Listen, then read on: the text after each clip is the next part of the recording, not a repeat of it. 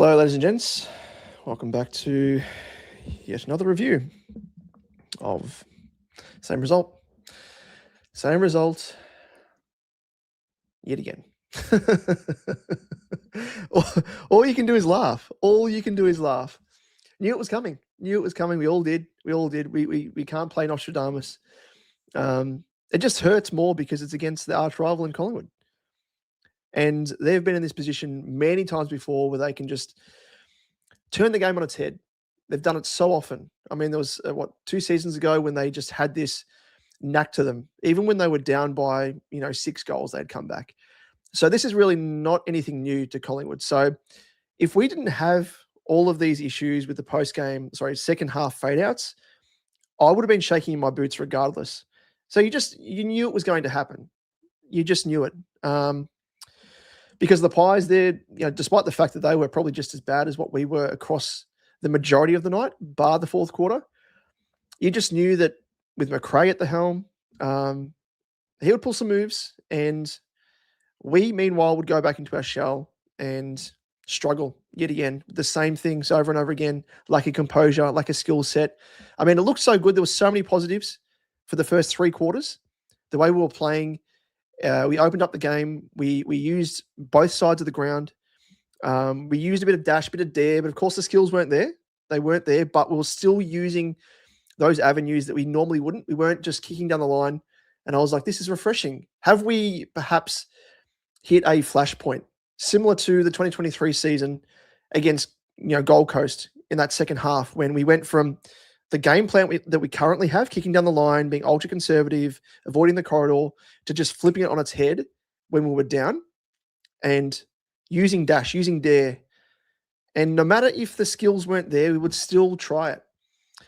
And I think it probably helped us that the Pies were just as bad as us skills-wise, but we had the same issues in terms of the setup. When we would force a turnover, which was great, again, we just did not have the setup ahead of the ball. Not behind the ball, ahead of the ball, of course, because our forwards were pushed into our defensive half. And again, there were so many moments there where we had to go from really ultra quick play, which really worked out the Pies because you've got to catch them on the fly, pardon the pun, but we had to hold the play. We had to hold the ball because there was no one down the line to kick to. Even if we wanted to go down the line, there was no one there. It's a combination of, we've said it all along, it's a combination of players not having the mindset. It's a combination of the coaching style of Voss. I saw a tweet from the Prendercast crew on Twitter that I think early in the fourth, Graham Wright is apparently on his phone feverishly for, minutes on end. Makes me wonder. Were moves being made? Don't know. But thank you for joining us. So I just had to get that off my chest. Of course, we will delve into this a little bit more. And it is, of course, raw reaction. So having said that, before I forget, I will grab the link, whack it down in the comments, and feel free to jump on. This is a cathartic session for all of us, as it always is. Hence the reason why we've started this. It's a platform for us to just vent our frustrations. Even though it doesn't really do us any good because we know it's just going to continue. And, spoken about the merits of of course, there are some comments flowing through, so thank you. But, the merits of not sacking Voss now compared to, say, the bye, which is where traditionally coaches are kind of let go. That's sort of the midway point of the season. But this is what I think we need. We need just a reset mentally. Because otherwise we're just going to continue chasing our tails. I know the players, they don't have the skill set. That's fine. I mean, it's not fine, but I mean, that's where we're at. We have to be honest with ourselves. That's the reality. But we just need a reset, please. I don't care if the caretaker is someone off the street at this stage. We just need a reset mentally because at this point, it's just becoming detrimental psychologically and it's going a very, very bad way. We've got to remember as well that I've spoken about it previously that we have, I think, almost a third of the team is brand new. So it's not as if we have the same troops that we're struggling with in 2025 and the back part of 2024. We went to water. So we have a new group of players here that haven't been privy to these fade outs or these issues that we've had. So again, these new players, they are being dragged down to the level of what the rest of the playing group are at. Haywood, a respected player, he actually was one of the better players. But, he's been dragged down to this level. Florence kind of, nor here nor there. But that is the link. So click on that if you are keen to jump on. It is open mic night. It is raw reactions. And let's share them. Jump on, feel free. Otherwise, continue sending through your thoughts and, comments, venting the visceral thoughts and emotions.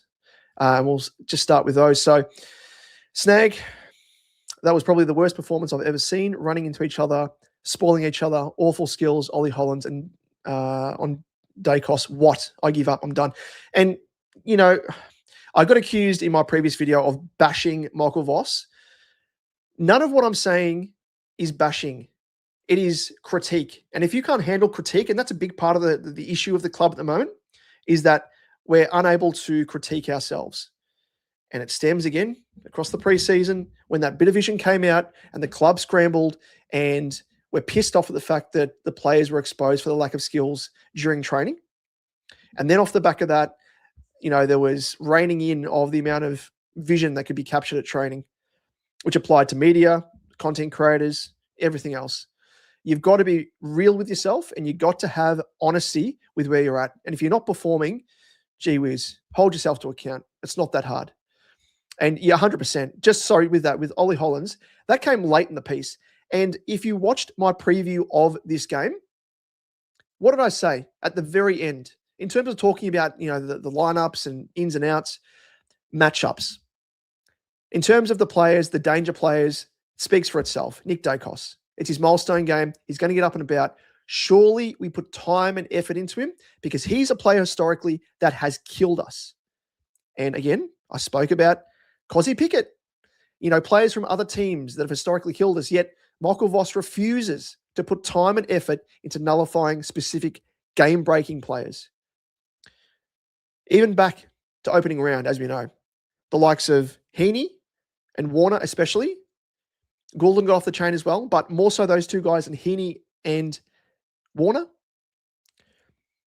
What are we doing? We might as well not do any analysis. We might as well not do any homework heading into games if we're going to let these danger players off the chain. And as you mentioned there, Ollie Hollands, of all people, on Dacos.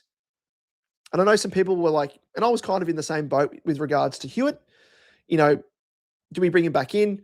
I thought there was a role for him to go back to being that nullifier, which he kind of hasn't been for a long while, especially at Carlton. At Sydney, he did a really good job in that role, but I thought this was a prime opportunity.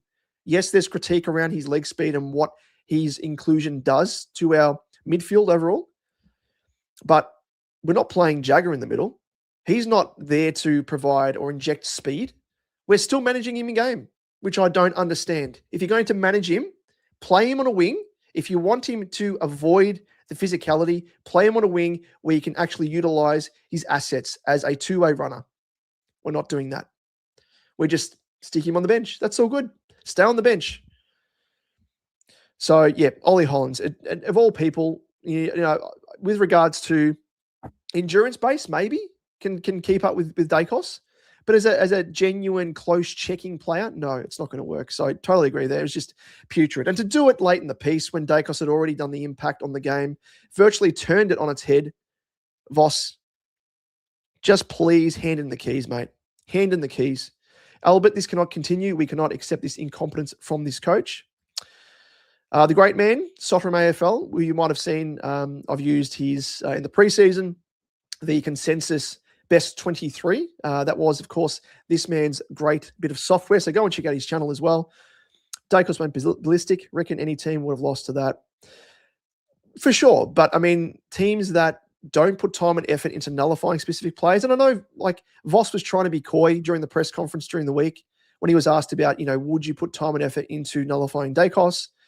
And he said, the tokenistic, answer about, yes, we're going to consider it, but it's a whole team approach, We understand that. But again, he's a player that we've let off the chain historically who's killed us, and it's happened yet again. It really has. You reckon these second halves are more mental or fitness related? It's a combination, mate. I've spoken about it in previous analysis videos. I mean, even the preview to this game, go back and check it out, sort of the last maybe 10 minutes, and you'll see a bit of vision that I captured against the North game, where every week this happens, but unless you're there live at the game, you don't see the way that we're setting up. And the way that we're setting up, that Voss is instructing the players, is to push the entire forward half of the ground into the defensive half to force a turnover. And you would have seen it tonight if you're watching on the broadcast. You would have seen it live if you were there. When we force a turnover, because our forwards are pushed into our defense, we go from a really breakneck, move the ball at all costs speed type game to then having to hold up play, hold possession because no one's forward of the ball to kick to. Adelaide, for example, last week, they at least had Tex Walker and Thilthorpe in sort of the forward half. One inside forward 50, the other one sort of higher up the ground. It's just literally, it's like under 12s coaching that could be implemented here, which would actually bring about a different result. It's just, he is not a coach. And I don't care who comes at this stage because I reckon that'd be twice the coach of what he is at the moment. Just putrid. And again, for those people saying, oh, it's not Michael Voss's fault, have a look at the amount of assistant coaches that we've turned over. We've turned over all but maybe two, Ash Hansen and Jordan Russell. So again, all fingers point back to the main man who's getting the same results across the seasons. It's not these new assistant coaches. They haven't been here. We're getting the same results that we had in last year and the year before that. So it's, it's a mental side for the players. It's definitely mental now. As I said, it's detrimental because the players, their psyche is slipping. The fact that we are in these positions and naturally they just go into their shell. You can understand if you're in their position and you've been in that same position time and after time, naturally you just kind of subconsciously you're like, shit, it's going to happen again. It's not a good place to be. And that's the reason why I say we need a refresh. And with regards to the fitness related side of things, that's what I was talking about in terms of Voss's style of pushing one half of the ground to the next. He does it with defense as well, pushes defense into our forward half when we have the ball inside our forward 50 to try and press in and cause a turnover, but also restrict and contain the ball inside our forward half. Issue is, when there's a turnover, which inevitably we always have because our skills aren't up to it, our defenders are actually not goal side. So the opposition, they can just kick over the top, get a run on, they have free men.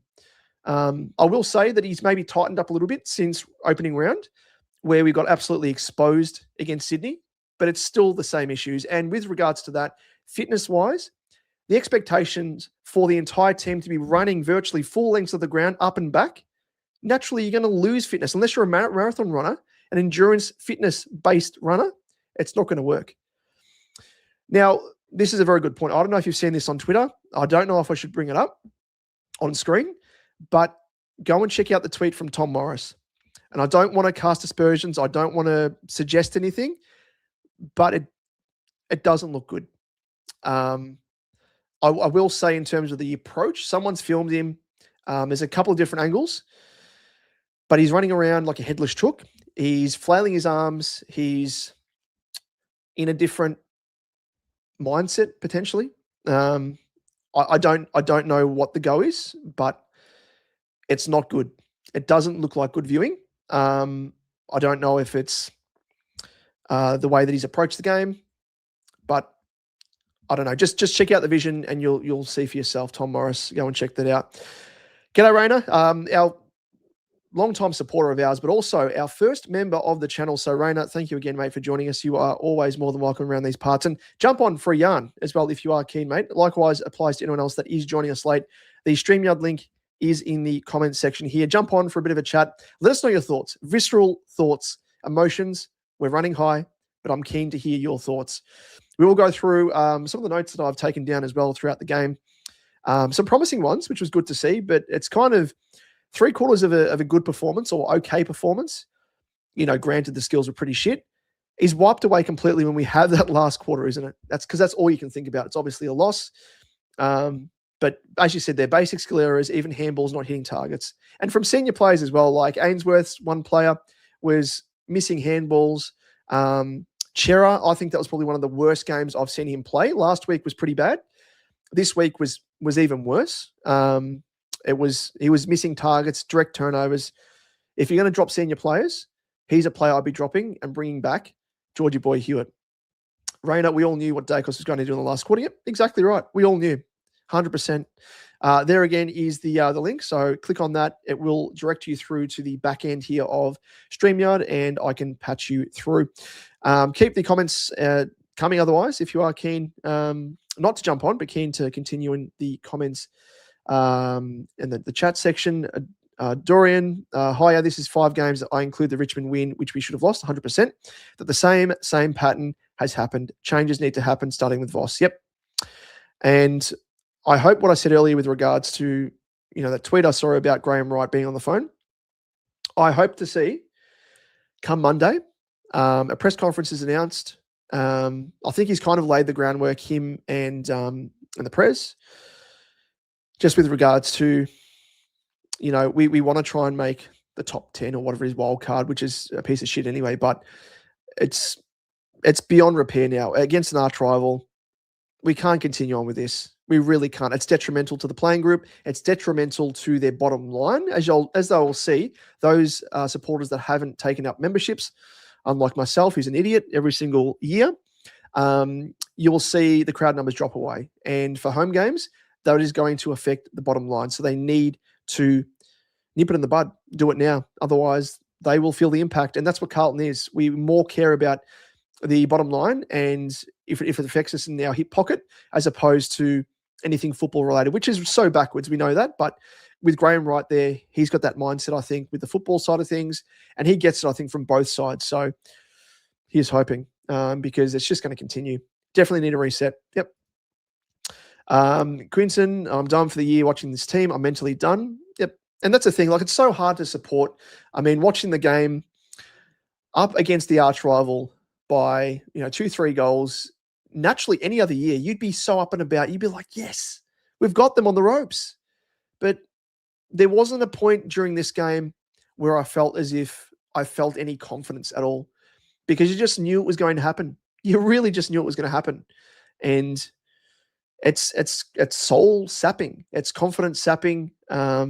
Mentally, it's just, I've switched off mentally really because it's if as I said, if you don't laugh, you cry. You've really got to laugh at this. You've 100% got to. Now, I've just seen here, let me just scroll through. Apologies, I'm skipping some comments and questions here. We will get back through to them. But Rainer, who is, again, our longtime supporter and absolute champion, has gifted 5 Bluebaggers Edge memberships. Now, I don't understand how this works, but I assume that those in the chat, it will be memberships that are gifted out to those of you out there. So thank you so much, Rainer. You are an absolute champion. And again, you don't need to be doing this, mate. I do appreciate it nonetheless, but we all do it for the passion. I do it for the passion and to connect with all of you out there, fellow Bluebaggers. And it's a bit of a hobby, really. And just as an outlet, just to vent like all of you. So really thank you so much from the bottom of my heart, Rainer. You're an absolute champion. So thank you. And you'll see here, Albert has been one of those gifted with a membership. So thank you so much again, mate.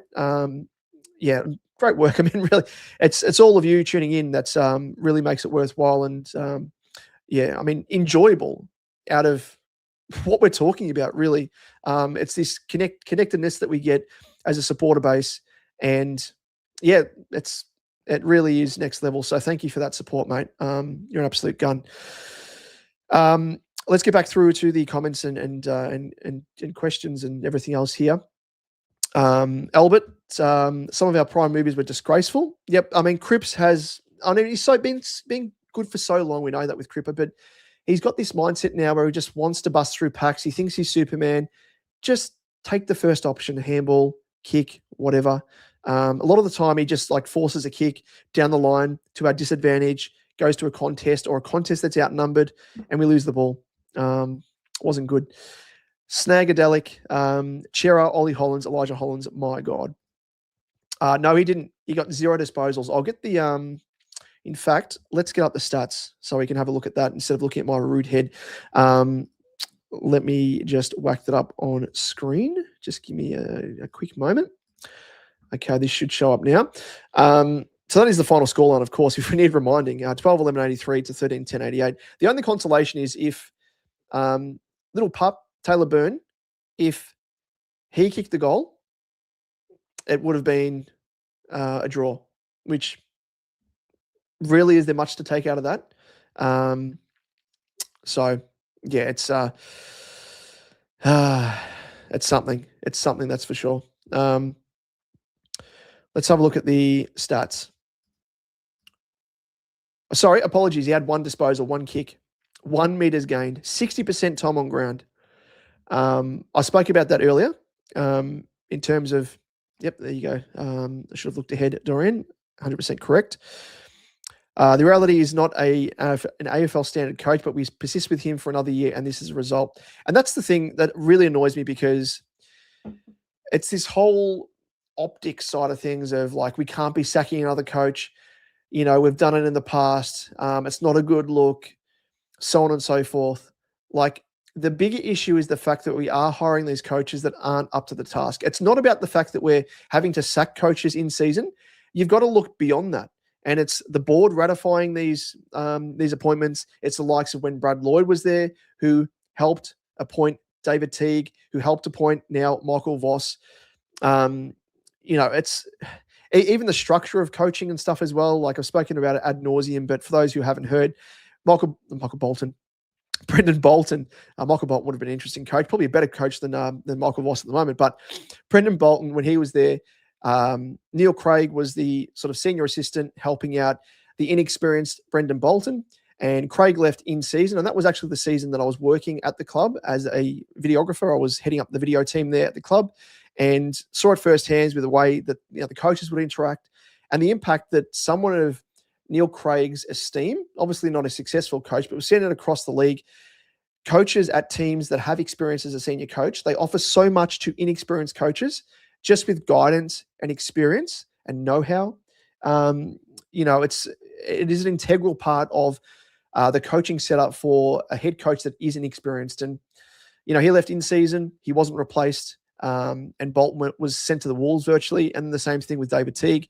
And then, of course, you know, made our own bed with the fact that we went with 2 inexperienced coaches, didn't work out. So we really had to go for experience in Michael Voss, who was the only experienced coach outside of Ross Lyon who expected to walk into the role without an interview. So it's these issues around the senior coaching position that are the bigger issue here. And it's great that Brad Lloyd's not there anymore. Should have left 2 seasons ago. Wasn't happening. You know, with Cook being there, sits on his hands. He's a bit of a yes man. You know, likes the bottom line side of things. Doesn't really interfere with the coaching side of things. Yeah, it really is annoying. And we've got to say, if you've got a coach that is not getting the results, if it's the same shit, I'm sure Graham Wright would have spoken to Michael Voss post-season last year and said, look, mate, we want these changes. If we're not seeing changes by a certain point, handshake agreement, you're done. You would have hoped that would have been the case, but we can't persist. Ben Dowling, Harry goal kicking really hurt us. How much do we pay this guy? Poor skills and poor effort everywhere from the team. Elijah seemed off. Yep. Off is a word for it. Let's put it that way. I reckon something may come out of it, which I'm really, really hoping is not the case. But it just looked like his mind was not in the game. I'm not saying any of that, but you'd hope not. You hope not, because he looked energetic, but wasn't getting his hands on the footy. If we were more accurate in front of goal, then we might have been feeling a little better. Nothing to do with Voss. We are making progress. This is a rebuild. I see elements of that I agree with. Yes. But it's also gets back to the point, whereas I think even if we were kicking those goals, granted, which we've done in the past against other teams, where we've been up by 6 goals, Melbourne, for example, and we've still lost. So it's a wider issue. And that game against Melbourne, if you were there at the game again, you can't just be watching it on the broadcast, because you don't see the way that the team is set up outside of what the camera is showing. We went really ultra defensive way too early in that game. Way too early. And we went with momentum that was carrying us forward. We were kicking goal after goal. Voss pulled the lever to make us go defensive. Melbourne made a change, an extra at the stoppage, and they killed us. And that is where the coaching element comes into it. Back to good. So yes, it is to do with Voss. Yes, it is to do with the players, but we need a change of coach. We can't change the players in season. We can't do much about that, but we can change the coach. And yes, it is a very rebuild. Yep. Kate, g'day, Kate. How are you? Sending condolences. You are a very kind lady, Kate, who is one of our big supporters of our other channel, Supercoach Edge. Doesn't support Carlton in any way, shape, or form. But as you can see there, tough watch. Let's be frank, non-Carlton supporters all wanted to see the Pies get rolled tonight. I think a lot of opposition supporters are probably feeling a bit of pity towards us, which says it all, doesn't it? Jonas, another big supporter of us on our Supercoach Edge channel. Big Baggers man himself says, same shitty ending in a crappy soap opera on TV. Voss now has less than a 50% win rate, and that pretty much does it, I think. And you can't, like, I'm a big statistics man, but stats only say so much. They really do, because if you isolate it into a specific season, Voss looks great. I mean, if you isolate it into the 2023 season, hey, he looks like he could have been a premiership coach. You look outside of that, and it starts to really erode and degrade.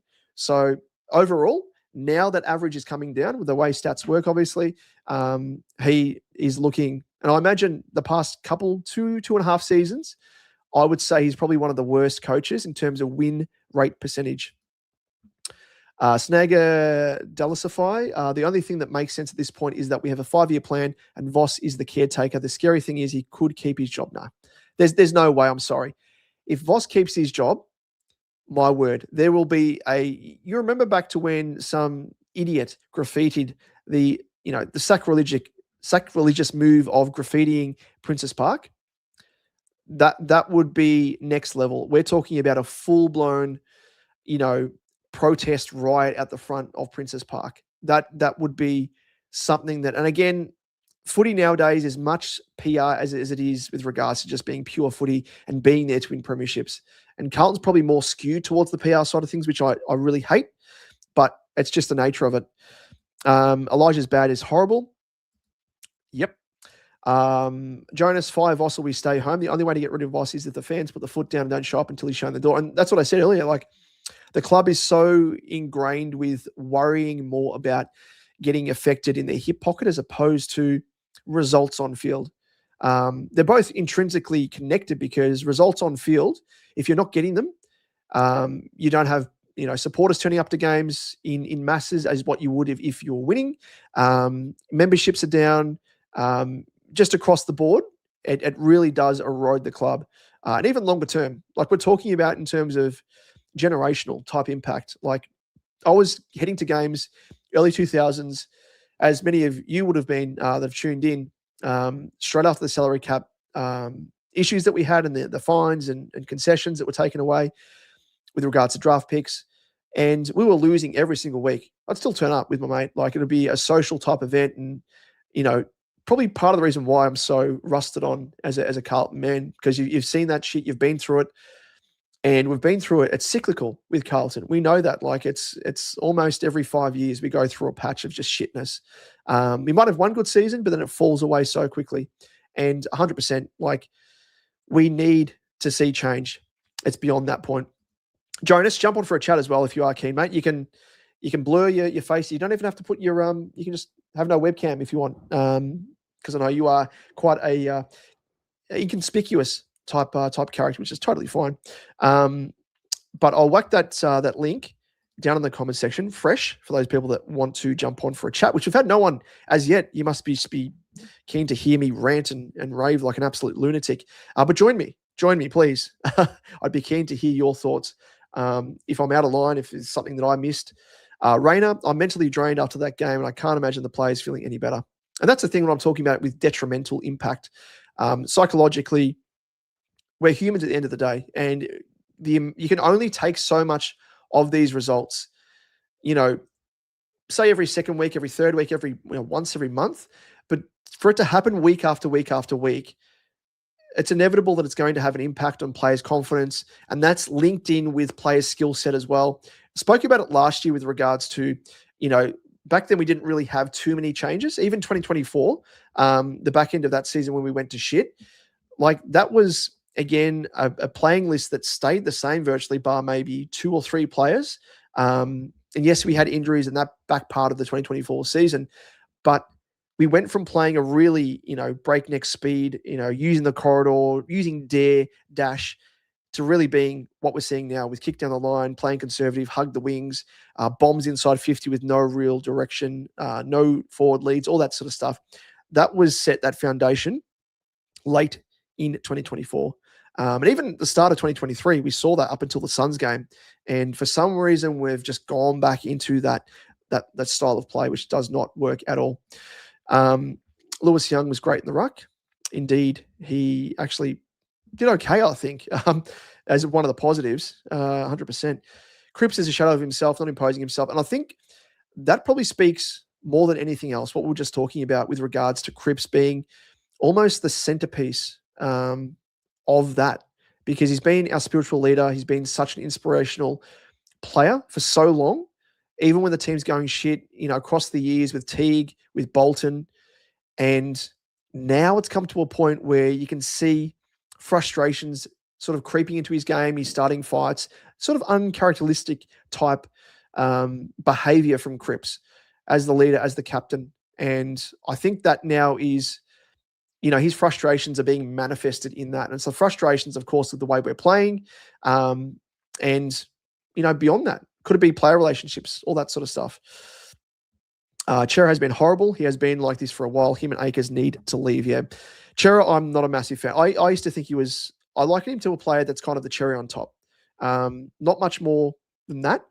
And has had one good season. Like when he came to us, he looked incredible. Yes, he's had those hamstring injuries and they probably have impacted his continuity in his game. But every single time Chera had the ball in his hand, I almost had to cover my eyes. And I don't know if those of you out there tuning in, if you're of my age or older, if you remember Mick Mansfield, who we ended up getting from Geelong. I remember back in the early days when I was a youngster, sitting in the Gardeners stand at Optus Oval, as it was back then, Princess Park, of course. And there was a contingent, a group of older ladies that would sit nearby my mate and I.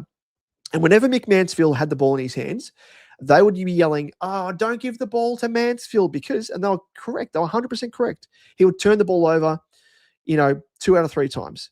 And, when he'd actually make a kick, you'd be like, shit, okay, well, he's okay. But it was that point tonight where Chera, I think his game has eroded that far.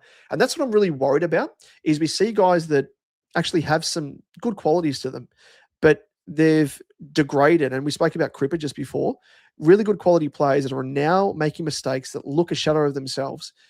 I don't want that to seep into the younger brigade. We're talking about Dean, Jagger, even Taylor Byrne, these guys who are fresh into the system, and we don't want to really sap away their talent. And I think that's been a big issue across the journey at Carlton. I think of Paddy Dow. I mean, it might have been his first year when he showed that dash and flair. He's got really good speed from the stoppage and showed some really nice signs. And he was kind of just eroded away. I mean, now he's getting injuries. He's now at St Kilda, but he was taken before LDU just in the draft. And he was rated probably alongside LDU in that draft. Talented player, but we don't want really to be impacting these really good players that we have. Again, at that point in the comment section here, Rainer, thank you again, mate, for gifting those 5 Bluebagger Edge memberships. You're an absolute gun. Rockin' Chips, Big H was playing exactly like Curno's game. Yeah, he dropped his head. Curnow hasn't changed his ways. You can tell the way that he's playing at the Swans, which we're happy. We're probably of benefit too, not having him in our team. But yeah, I think there's an element of frustration there as well, like similar to what we spoke about with Cripper. An absolute legend, the great man is. So everyone give a shout out to Rainer, because he is just an absolute legend. I don't know how else to describe him. A legend. And around these parts, mate, pull up a pew. You are our number 1 ticket holder. Let's put it that way. Rainer, I give Cripps a pass. He's done so much for and you factor that in across the journey. He's given so much to the Carlton Football Club. So we're not forgetting that. But I think in current context, I almost think, and it's been spoken about in the media, but you don't want to be seeing him leave. But at this point, it's kind of like he's given so much to the Carlton Football Club. If he wants to leave, I would say Cripper, mate, 100% blessing. He's given so much to the club. Unlike Curnow, Yes, he won a couple of Colemans with us, but, you know, with the way that he's held himself across the journey, Cripper, he hasn't complained once, but I think the frustration's coming out in his game. But he's never, you know, had any on-field issues with dropping his head, all that sort of stuff. But now he looks a shadow of himself, that's for sure. Yeah, and I think it will, this game. I really do. He's such a talented player, Elijah. He's such a talented player. But yeah, if we want to hold players to account, unfortunately, you can't play the next week off the back of that. Blew it again. Yeah, I love that. Great username. Great username. We are short at least 2 key forwards, 2 running midfielders, and a running halfback. The other thing that pisses me off is, and I spoke about it with regards to Jagger, we remove a slow pawn in our engine room in the form of Hewitt. That, in doing so, should have allowed more CBAs to be given to Jagger. And we're still managing him in-game, and we're not giving him CBAs. And I understand when you need to manage young players, but now it's 3 consecutive games where he's not getting ample time in the middle. It just doesn't make any sense. When we're struggling with any outside run, outside of Walsh, we've got no one. We're playing Zachy Williams through the middle because he adds a little bit of speed and dare and dash. And I spoke about it in the preview. I spoke about it the previous week as well. I'm still yet to see the man that I want in the CBAs to give us leg speed. If you want to manage Jagger, put Ainsworth through the middle. He's done it at Gold Coast. During his draft year, he was rated, I think, top 5, maybe top 3 in terms of the 20-meter sprint. So his speed out from a standing start out of a stoppage would be incredible. It would be right up there with what we need. Endurance-wise, he's really good as well. But yet to see those moves. Hey, if Voss stays on for another 2 seasons, we might see it 2 seasons down the track, similar to McGovern being pushed forward, which is something I spoke about. If you look back at videos 2 seasons ago, it's what I was asking for in the 2024 season when we had those injuries. Didn't happen. We threw Kemp forward, which looked okay, but we should have been throwing Gov forward back then as well. We just don't try enough. That's the issue with Voss, is we don't try enough. You're at the point where the season's gone. If you want to salvage something, if you want to salvage your career as a senior coach, try some things. Try anything. I want a new young coach that will bring a new game style. Yep, 100%. I totally agree. I'm sick of going for these experienced coaches, especially those where the game's gone past them, and that's happened with Michael Voss. It is so obvious. It's happened, and yet we backed him in. There's a reason why Graham Wright bypassed him when he was at the Pies, and he, meanwhile, Graham Wright, identified Sam Mitchell as one of the coaches that he wanted to replace Nathan Buckley. Of course, Hawthorn got wind of this, and they gave Clarko a tap on the shoulder and said, hey, mate, vacate because we want Sam Mitchell to come in, because they knew how highly rated Sam Mitchell is with his footy IQ. As an assistant, obviously, at West Coast when he was there after he finished his career. And off the back of that, Graham Wright didn't worry at all. He didn't then turn to a senior coach, did he? He went for the next best, and that was Craig McRae. Sliding doors there, isn't it? Because he delivered a flag. So he can identify talent, Graham Wright, and I'm sure, given that, he sees the lack of talent with Voss as our senior coach. William, Chera rubbish. Hewitt should be in for him, a liability. Yep. 2 weeks in a row now. But you know what's going to happen? I can guarantee it. It'll be almost $1 in odds. Chera will keep his spot. Hewitt won't come back in, and Chera will play another shit game next week. Take it to the bank. Take it to the bank. Guys that aren't performing, especially senior players, Voss refuses to hold to account. I think Hewitt is the whipping boy. I think the last senior player that we dropped would have been Hewitt off the back of that. Would have been heading into the Giants game when we fell away in 2024. He's the whipping boy. He's an easy kill, if you want to call him that, for a coach. Hey, you're the whipping boy. We can use you to set a standard. But mind you, Hewitt, in terms of what he provides, he's a goer. He is someone that wears his heart in his sleeve. Second, third efforts. You don't drop players like that. Rayner, Voss is one of the highest paid coaches at the moment. And that's the other thing as well. That just speaks to what I spoke about earlier, the incompetence of the board in ratifying the extension to Michael Voss off the back of one good season in 2023. You never do that. You never, ever, ever do that. Off a sample size of one season. Do they think that there were other clubs out there that were going to be, tripping over themselves to try and poach Michael Voss? It is this level of incompetence at board level that really does astound me. And they're not held to account. I think there needs to be a rival ticket that's formed to oppose the existing board. That's the only way that there'll be a sweeping change. I remember back to Richmond when they were in those really dark years when there was another rival ticket forming. Even if they're not successful, it does put a fire, it lights a fire underneath the existing board members, because I think a lot of people there on the board, they see their position as maybe a luxury, but probably not front of mind for them. A lot of them are business-oriented type people, which is totally fine. But do they have any acumen with regards to football? Do they have any interest in seeing the Carlton Football Club actually be successful and win premierships? Or because they're business-minded, all they care about is the bottom line? Does that kind of where it stems from? I don't know, but that's just ridiculous. That is ridiculous. Highest paid coach, one of the highest paid coaches. Yes, that's correct, Rockin. That is, again, the StreamYard link. It is in the comments section if you are tuning in via YouTube. Click on that. It'll send you through to the back end, and you'll be in the green room. You can jump on for 5 minutes. You can jump on for 10, 20 minutes if you want. Last week, we had, who was joining us? John, I think it was, one of our regulars. He was on here for around about half an hour. So anyone keen, feel free to let us know and click on the link, jump through. It is the truth indeed. I'm genuinely lost the will to move off the couch, and I've got to go to the bathroom. Very good, mate. It's infectious. Losing the will to move off the couch. Just use the nearest bottle. I was going to say that's kind of what Carlton would do. I'm sorry, Florent is just known. I wasn't a massive fan of us going for Florent, must be said. And his first couple of games, like he's shown a couple of, okay things, but nothing standout. We're seeing the Florent that was the same Florent that Sydney was so quick to, drop and not be good enough for their best 23 as it was then.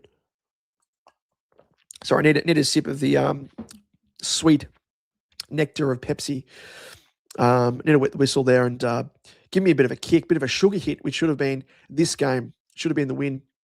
As you would have seen, the title of the preview to this game was Sugar Hit Please, and it just has not come at all. Cribs should be forward pocket. Excuse me, ladies and gents, I've just got some comments and questions coming through.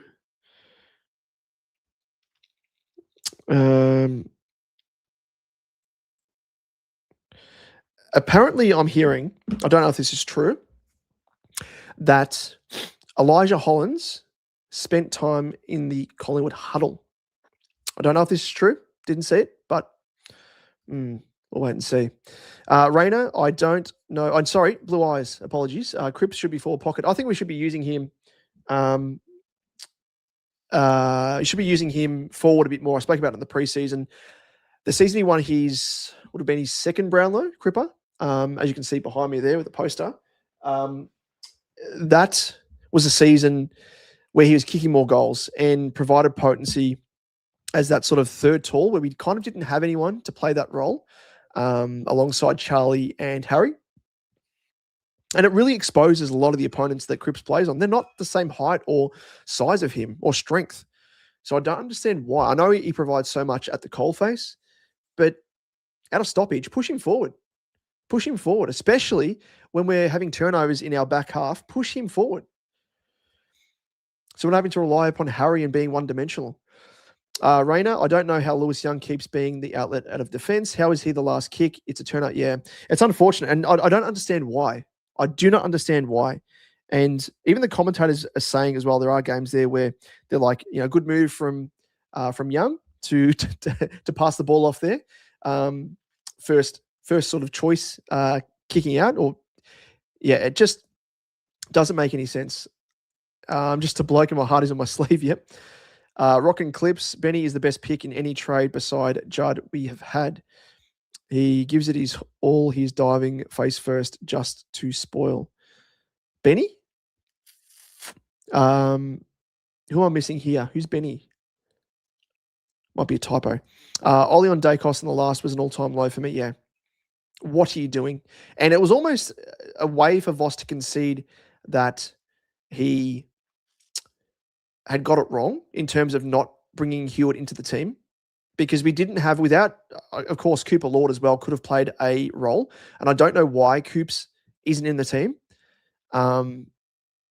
because I rate Coops a lot. I think he provides a fair bit in terms of run and spread. He's not the quickest, we know that, but he is the next generation Hewitt at the coalface. So I'm just deleting comments here from dickheads. Bill Chapman, why was Hollands on the... look, we can make it as much speculation as we want, but yeah, it was not a good sight. And there are a couple of things which, if it's still up on Twitter, I might show it. But apparently as well, on Twitter, there's vision of him having a moment behind Pendles in that post-game interview that Pendles did after shaking someone's hand. I don't know what's going to come of it, but you really hope it's not anything that's being suggested. Really do. I hope he's had an off game and everything else, because if this is it, given like outside of the footy side of things, I'm talking about from a human element, I really hope it isn't, because you hate to, there's been so many guys going through this, and I think in the background of football, we know about Ben Cousins, and we know how things can descend. So I really hope from a human element perspective, Carlton aside, Carlton was shit. It is what it is. We'd love to see Elijah performing to his best, but under the right circumstances. And I just hope he's okay. End of the day. Benny Ainsworth, of course. Apologies. He is a newbie.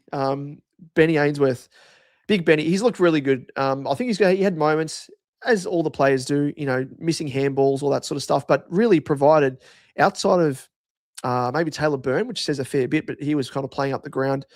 Harry was there. Kemp was probably our best key forward. Even Gov looked pretty good at stages. But Ainsworth, I think, in terms of the smalls, he's looked the most consistent, 100% of the guys that we've got into our team. Cooper Lord, he did get staph infection, but I think he was cleared. He's no longer on the injury list, unless I've missed something. But I do know that he was quite ill, and he spent some extra time on the sidelines off the back of it. So I think he was actually cleared, but I may be wrong if that's the case. Let's just quickly go through team stats. We might speak to a couple of things here. Actually, whilst I'm doing this, let me just get through to my Twitter, because I want to see if there's anything that has progressed. All right, let me just share this first and foremost. So this is Robert from one of the worst journos out there, in John Ralph. Mackay is in the concussion protocols, no surprise there. And how's the fact that he actually copped a fist to the face and didn't get a free kick carry? Incredible. The umpiring tonight was absolutely shitful, by the way, on par with Adelaide. Carlton's official position is that Elijah Hollands had an off night and are keen for the issue to be treated with sensitivity, but clearly there will be questions about whether he was in a fit state to play. It will be a significant story that AFL clearly will follow up on. That is not good. That is not good at all.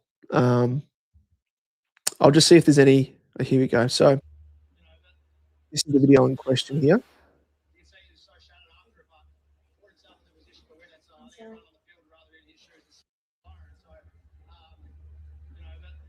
Yeah, okay. Yeah, it's hard to see. Yeah, there's vision here as well, of him virtually not being in position. I imagine this is not what Michael Voss has instructed,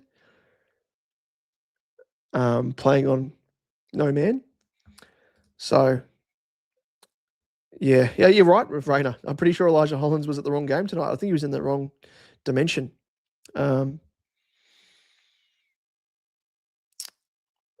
Yeah, like I'd like to know at what stage of the game that vision's from, because if that's at the time of the game where we were down, that probably speaks volumes to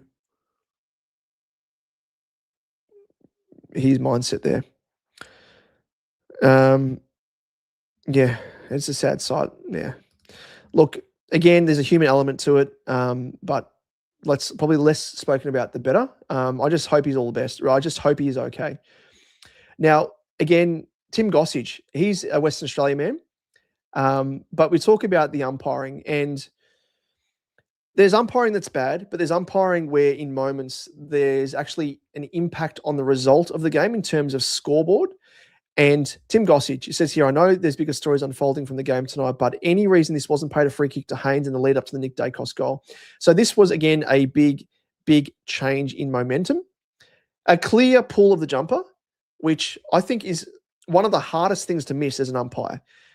It is so clear. If you're pulling the jumper, you're holding. Haynes doesn't have, he's got his arms out and like trying to, you can see Haynes's hand there is open. His right hand is open, his palm, to try and push Elliott away, but he can't because he's being held by the jumper. That there was a 100% free kick.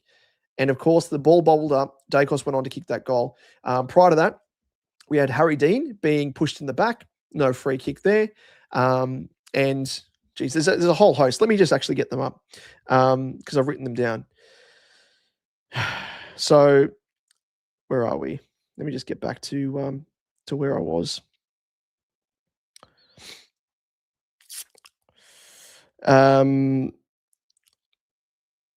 So clear free. Yep. So Elliott, I mentioned. Hayward looked really good, of course. So Byrne was another one. Gets clearly held without taking possession.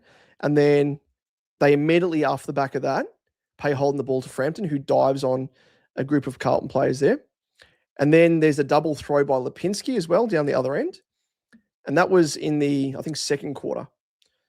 So it's just shit house. And a clear free kick. And that sort of stuff is inexcusable. None of this, the umpire made a mistake. I'm sorry.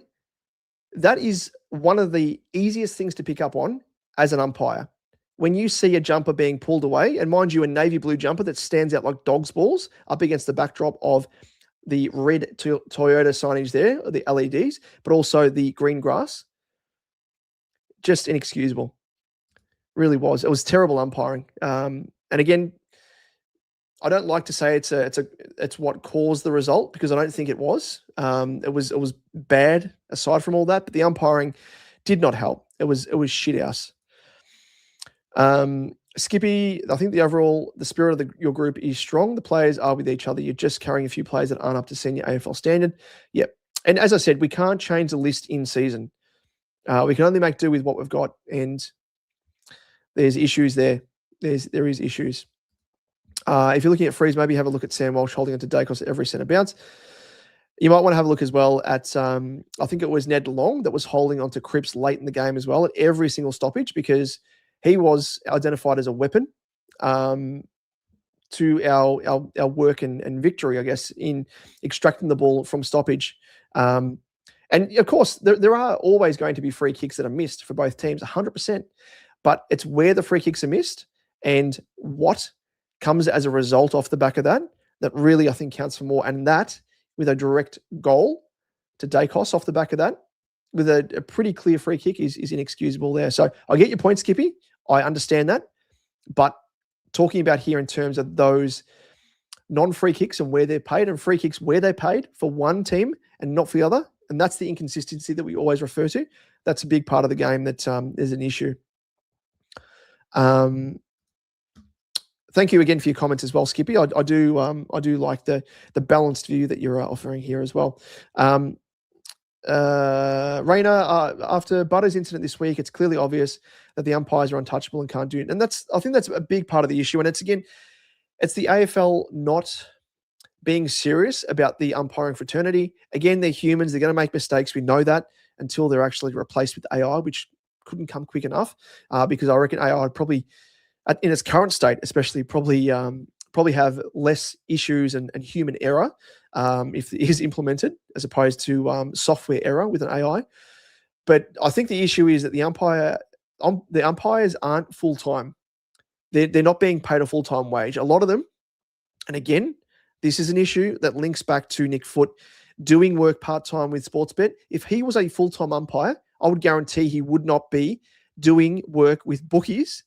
Not obviously in the realm of AFL. That doesn't matter. The fact that he is inside the four walls of the Sportsbet building, rubbing shoulders with employees there who could accidentally, that is the Pepsi reoccurring apologies, could accidentally divulge some IP of being an umpire. They could say, how was umpiring the game the other week? You could be like, yeah, so and so did this. Geez, this player really gave it to us in terms of player X was quite mouthy. Off the back of that, they could read into it and say, well, okay, if that player was best on ground, maybe he's not going to get 3 votes. Stuff like that, which again frames into the Brownlow markets. And we know about the umpire in recent times that was done with Brownlow betting. It just isn't right. But again, back to that point, umpires should be full-time. And off the back of that, they can then be held to account to a higher standard because they're part-time. And it's not the most glamorous position. We know that. I think there's that issue there where they're just not taking it seriously enough. And the AFL has a big issue there with a lot of things like that, where they're not taking things seriously and the quality degrades off the back of it.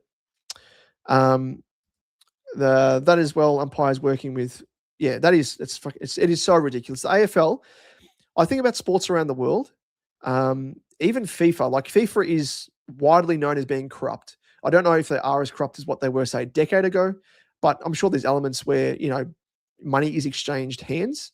With Qatar getting the World Cup, I remember there was a lot of that spoken about. But the AFL has got to be one of the most unprofessional, professional sports in the world, with the way that it operates, the way that it changes rules in season, the way that it tries to bring in rules, for the father-son academy, not phasing in big rule changes that impact teams across the journey, not phasing it in over, a 2, 3, 4 season period to allow teams to then not be put out. The way that they are approaching this with regards to the umpires, and I don't think they respect themselves. The umpires aren't respected by the AFL, because we spoke about on my Supercoach Edge channel with regards to that and Collingwood supporters tuning in, if there are any, would remember Lachie Schultz when he went down concussed. The umpires didn't stop play, and he was actually concussed, and the play was continuing around him, and he didn't go off, and he wasn't enforced to go off under the concussion rule. And as you might remember, the AFL pointed the finger at the umpires and said, it's your fault. The umpires turned around and blamed the AFL for saying that's not the right guidance.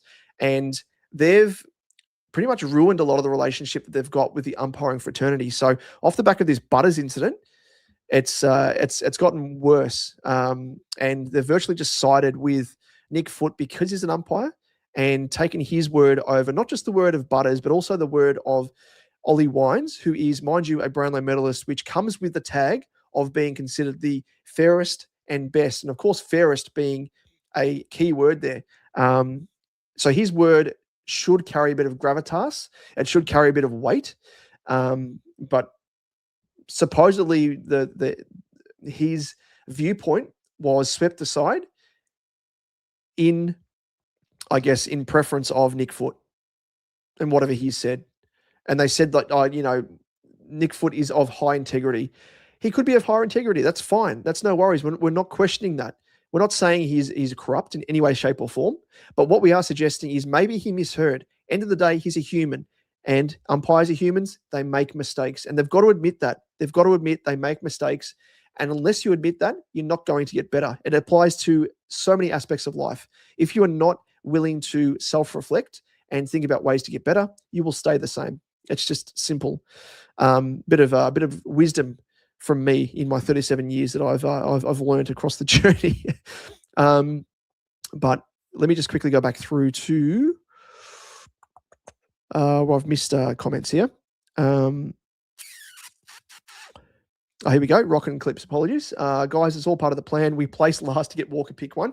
And it means that we keep our Sydney's pick and we don't have to give up. But again, I don't know if you've watched, was it on the Agenda Setters? I think it was Caroline Wilson. It might have been, or I can't recall who it was.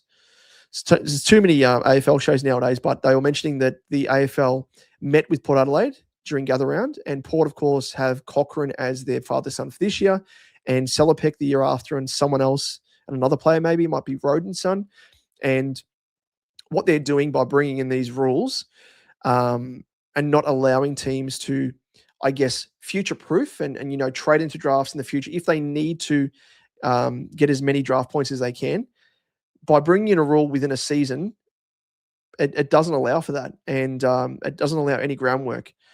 So it's pretty shitful. But they might be changing their mind. But it's the AFL. I don't think they will. They virtually operate with their hands off the wheel. I couldn't think of an administration at the AFL helm that's been as bad as the one that Dylan is commandeering at the moment. And I thought Dimitri was bad. Then I thought McLaughlin's was bad. Jesus, this is worse. Albert, what was more concerning in this passage was Walsh's effort to let Dacos run from mid to goal square. And where was Walsh? He got towelled up in those 15 minutes. Yep. I think that's a bit of a it's a part of Walsh's game which is a deficiency. That's what I'm looking for. In terms of he's kind of one-track mind with regards to his attack, and he looks so good when he gets the ball in hand, but you've got to be accountable. And that, I think, probably links in with the coach as well. They should not have been having our best attacking outside running option in Walsh playing on Dacos, having them go head-to-head, because both of those guys are really, I think Dacos is probably not the best defensively either. They're both two guys that really like to leverage off their attacking prowess. So we should have been having a negator on Dacos and Walsh on someone else to then have Walsh utilised as that attacking option. Skippy, I don't know if you're being facetious or not there, mate, but if you are being genuine, thank you. But I like to be fair and balanced with all my views. And yeah, thing is, end of the day, that the umpires are inconsistent across the board. But I just think tonight there were more glaring errors in moments that impacted Carlton at points in the game that were inexcusable, which really halt momentum. But again, umpires are pretty bad for us as well, or for you guys as well, at stages with holding and everything else. Rock and Clips, I miss the days when the AFL would come out with press conferences just to say sorry for the umps calls. Yeah, that's gone by the wayside because the AFL doesn't answer to anyone. That's kind of their mindset nowadays. Rayner, that as well as the umpires working with, yep, exactly right. Bookie's working with the AFL more like it. Yeah, and that's 100% the truth, Skippy, because Sportsbet is the betting partner of the AFL, which is just a joke in itself. You cannot be having a betting company as one of your major sponsors and partners. You virtually got your hand in their pockets, and you are benefiting from the punters out there. Those who are genuine, but all those as well who may have a gambling problem. And it's widespread. Australia, from what I hear, is pretty bad for gambling problem. I'm a gambler myself. I like to think that I'm pretty balanced. But even though I gamble, I don't like the fact that it's thrown in your face and you're spoken about the odds and you're doing this, you're doing that. It's pretty shit. And it's a reflection on the morals and ethics of the AFL as, again, a non-for-profit apparently. They're a non-for-profit organisation, which means they're exempt from tax. And yet they get money from the bookies. The whole setup, I'd love to see a review of their non-for-profit setup. Make them accountable, make them pay tax. Things might change. Dorian, once the Butters incident was referred to the tribunal, you knew what the result was. And from what I hear as well in the background, the AFL actually wanted Port Adelaide and Butters to accept the fine before it went to the tribunal. As if that's going to happen. Butters is adamant he didn't say what is supposedly said. So why would you? And the AFL, again, have shot themselves in the foot because this has gone through the tribunal. It's widespread. And for those in the AFL community, in terms of fan base, I would guarantee that a vast majority had no idea that Nick Foote was associated with a betting company in Sportsbet. And in fact, they probably didn't even know who Nick Foote was. I did, because I actually worked with his, in my line of work in production, worked with his podcast co-host on the racing podcast that he does. And he's a great bloke. He's co-host. Never met Nick Foote, but I knew because of that. But I imagine a lot of people would have no idea. So the AFL, in doing this, have added that, and with that comes a lot of fire and I think criticism, and rightfully so, because the AFL are taking the absolute piss, allowing an umpire who can officiate games not be held to account. Unlike, and I don't know if I've said this in the past, but I've worked at a couple of clubs. I worked at Carlton, as I mentioned earlier, back in the day in 2018. I worked at Collingwood for 3.5 seasons as well. And I can guarantee, working the media team, I used to obviously work very closely with the footy department. If I was to go to the CEO and say, hey, look, I'm actually going to do a gig with Sportsbet. Is that okay? I can guarantee they would have said to me, you drop that role, or we're going to drop your employment here at the club, because they were very, very big on IP not getting out, even to the point where, going from one club to the next, there was almost a non-compete clause in contracts, which there was, but they would not hold it to account. And that's because how stringent they are in terms of club IP.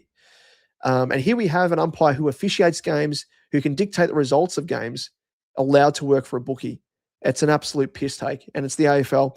Again, there needs to be a separate body that the AFL answers to, that holds the AFL to account, because the fact that they govern themselves is a piss take as well, because then you allow yourself open to corruption and for things not to be genuine. And that goes across the board, MRO, tribunal, off-field issues. And what was spoken about briefly with Elijah, if what comes to light, is the reality of, him perhaps not being of right mind, they will try and sweep it under the carpet. That is something that I can almost guarantee, because again, optics of the AFL, they're all about the brand and they want to protect things. And if it comes at the cost of sweeping things under the carpet, they'll do it. Skippy, he goes missing, Sam Walsh. Same thing happened in Adelaide last week after quarter time. And him and Cripps as well. I think that was a combination of Adelaide getting on top. And again, I don't want to harp back to the coaching, but I will, because it is a big aspect there, because both teams in the first quarter, Adelaide and Carlton, were both very, very attacking. There was no defense, hence the reason why there was so many goals kicked in the first quarter. And then Adelaide swung a change and they became a bit more defensive minded. And they, blocked up space. They caused turnovers from Carlton, and we were trying to go all out attack. We hadn't made a change, and didn't make a change for a fair while across that second quarter. So that's what I speak to with regards to the coaching element being very slow to move. It's not forward thinking, it's reactionary, and even then reactionary, it's not even on par with what should be happening in terms of moves being made quick enough. Raina, good news, well news. I made it to the bathroom only because I didn't have an empty bottle. Hopefully you didn't wet yourself whilst you're there, mate. You can always carry your phone in, I guess. Not the most hygienic, but you can watch us on your phone, maybe. That's the way to do it. Rockin' Clips, why did my grandfather pick this club? It's a bit that way, and I feel already bad for my son, who's 10 months old, who we signed him up as a Carlton member 2 days after being born. And I imagine, I just hope when he is old enough, like, he'll go to the footy with us, because I'm obviously an absolute nuffy Carlton member. My wife is, my father-in-law is, and we go to every single Melbourne game with our reserve seats and AFL membership, and he'll be coming along as well. But I just hope that he doesn't have to go through the same shit that I've had to deal with and we've had to deal with as a supporter. And you're right, Raina, we were a powerhouse for 100 years. And you speak to my father-in-law and say, like, how many premierships have you seen? I think he's seen about 5, might be, from memory, 4 or 5. And yeah, it's kind of, he's enjoyed it. He's enjoyed that era. And the newer generation, from say those born in the late 80s, which is me onwards, is pretty it's pretty dire. That's pretty dire. Let's just say that.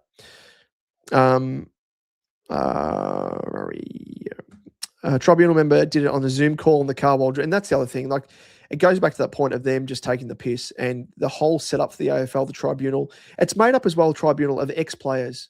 The Tribunal, not the MRO. MRO, you could probably forgive Michael Christian being a former player, but again, I think that should be a panel as opposed to an officer, one person presiding over that. But for a Tribunal to have a majority of ex-players not being or having a background in sort of any legalities, that's a big issue and compromises legitimacy of a tribunal. And I think the appeals tribunal or appeals board, I think that is consistent of those from a legal background, which is the way it should be. But to have a tribunal member in Jason Johnson, ex-former Bomber, is just a piss take. And it shows that was during their deliberations. He's behind the wheel. He's on a Zoom call deliberating. I actually made a tweet saying, so if I'm called up to jury duty and if we're deliberating over a verdict, you reckon they would allow me to leave early and perhaps, be patched in via call because I have to duck off somewhere? No, it should be the exact same standards here. We know it's not a justice system, but it's supposed to be set up there as a tribunal, as a sort of a legal outlet to be legitimized as for those who want to, speak about issues in the AFL, those players facing bans for various reasons. It needs to be taken seriously. Players' careers are impacted off the back of it, and it's not taken seriously enough.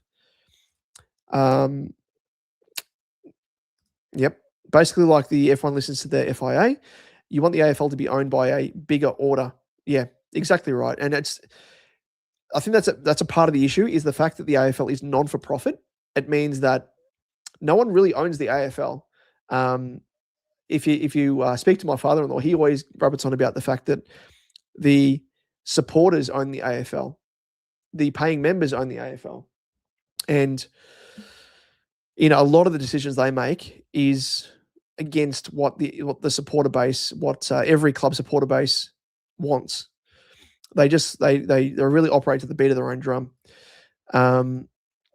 Dorian, yeah, I'm lucky. I'm a 70s child, so I got a bunch of premierships early, which also makes it all the more frustrating to see the problems and missed windows for success. Yep. As well, Geelong being caught paying extra money under the table. Yep, that's a very, very, very big example there. And them only getting fined is amazing. Albert, when they've got a lead, they tend to give it up. We knew that. That's Maynard's quote. How embarrassing. And I think they've said that in the previous game that they played us against, and they ended up winning. Other clubs have spoken about it. I think North Melbourne said the exact same thing. So yeah, it speaks to what I've been rabbiting on about in terms of the detrimental impact psychologically. There's a big difference between justice system and legal system, and this is not justice in any way, shape, or form. Like what Butters was given, that there was like whether or not you're operating under a legal system, you should still be gathering evidence from both sides, and the side that, whether it be the plaintiff, whatever you want to call them, presents evidence, the defense present their evidence, the one with the more compelling case wins. That's just the way it works. In mediation, it works like that. Arbitration, all that sort of stuff. Like there's something that you can kind of work out from both parties. Mediation and whatnot, that's probably a bit more skewed towards, trying to get a solution for both parties. But here, it should be weighed up as to who has the most evidence, legitimate evidence, and would this stack up in an actual legitimate system? I'm not sure that Andrew Dillon is the one who is actually running. That's a fair point. That is a fair point, Skippy. It's kind of like clubs where they say the coterie groups, they run the club because they're the ones that are the power brokers of the club. Those are the ones with a fair bit of money behind them. And, I think it was a Bruce Matheson and his son at Carlton. Supposedly they're ones as well that throw a fair bit of weight around. And you hear that the Matheson son's very vocal. But yeah, I'm just having a look through as well. There is some videos coming through of Elijah, which isn't good. We've seen that. It was the one I showed before. Oh yeah, so yeah, there's a few there, but I fear as though this is going to derail the club. If what comes out about Elijah is the truth, that he was not of sound mind, this is going to sidetrack Carlton from and really be a distraction from what should be the main issue at hand, which is our current standpoint. We don't want to make excuses. And I think this is kind of papering over cracks. If this is a sideshow to the season, God help us. The people under Gill before he took over. Yep. I want to uninstall the Carlton app. Like, at least the Bombers know they will lose. Why does Carlton forget how to play? Yeah, and I've spoken about this as well. Like, would you prefer to be an Essendon supporter or a Carlton supporter? And I rationaled it in terms of back in the early 2000s, going to games there, I knew we would lose because we had bit part players. We had a lot of delisties from other teams making up our list because of the salary cap issues and fines that we got. And we knew we were going to lose. So I was at ease with that. But now we've kind of had to sort of shift our mindset from, in games where we're up by 3-4 goals and we can't celebrate because we know we're going to lose. But the quicker you become at ease with that, the easier it is to stomach. I guarantee it. I'm already there. My wife's already there. We're watching the game and we're just like, that's it. That's it. Like, we know it's inevitable. We're not even clapping goals. Like, we're frustrated probably more at the skill errors and stuff, but goals, you kind of fist pump here and there, but you just know at a macro level that we're going to be, looking at the broader side of things, it doesn't look good. It doesn't look good. Is that legitimate, Rainer? I hope that isn't the case, mate. You're just making a gag. Hopefully you're making a gag there, mate, because I'm just thinking of Jordan Dawson's brother. So yeah, probably not. I can understand if it is a joke, what you're saying there, but just in light of Jordan Dawson's brother, I hope it's not the case. Let's just say that. So, but I understand if it is a bit of a joke, then and just in terms of missing persons because he wasn't on the field, yeah, I understand that. Rock and Clips, Carlton will be fined big time if Elijah was on something and letting him play. Yeah, I don't know if that would be the case, Rockin, because we don't actually do any testing of players pre-game. And we don't know, and we're just playing devil's advocate here, but who's to say, pre-game warm-up, he was fine, and he's maybe had something at quarter time. We don't know. But yeah, I think that's the reason why they've got Asada and the testers that come in sort of post-game. So I wonder if they actually test him. I hope they find him. He hasn't been home in a while. Here we go. Yep. It was a joke I heard after the game. I didn't know someone is actually missing. Apologies, Rainer. I wasn't throwing you under the bus there, Rainer. I know you wouldn't be of that mindset, but I'm just referring to, you may not have seen the news, but Jordan Dawson, captain of the Crows, I think he's the captain. His brother went missing, and unfortunately they found him deceased, which, yeah, was really unfortunate. So, yeah, I understand what you're talking about there. You're talking about the joke, the usual joke, put the photo of the player that goes missing in game on the milk carton, that sort of stuff. So, no, I understand what you're getting at there, but yep, just a bit of context there. I think I needed to provide you. So, CRSDJ, the footage of Elijah looks concerning. Just wandering around, flipping off the crowd, flipping off his teammates. He was off his head. Yeah. It's not good viewing. And as I said, I really do feel for him as a human, and I hope it's not the case because, again, that's the end of his career at Carlton if that's the case. But beyond that, he needs like a lot of help, and I do worry about the support mechanisms from within the club, but also outside of the club. Once a player is delisted, I know they have mechanisms there to support players, but I mean, we've seen with Ben Cousins and stuff, those players can kind of fall through the cracks and regress. That's who it was. It was Jordan Dawson's brother. Yeah, so not good at all. Not good at all. Everyone's playing this vision now of Elijah, and you can see that, like, the way that he was running back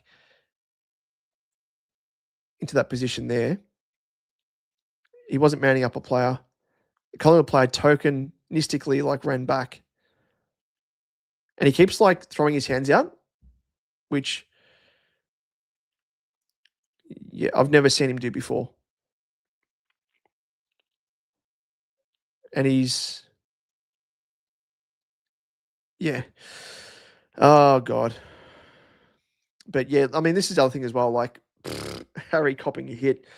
It just goes from bad to worse, doesn't it? Because Harry now cops a concussion, more than likely, out for another week, and that's it. That's done.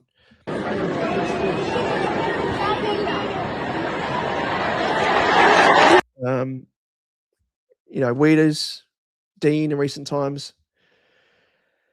God.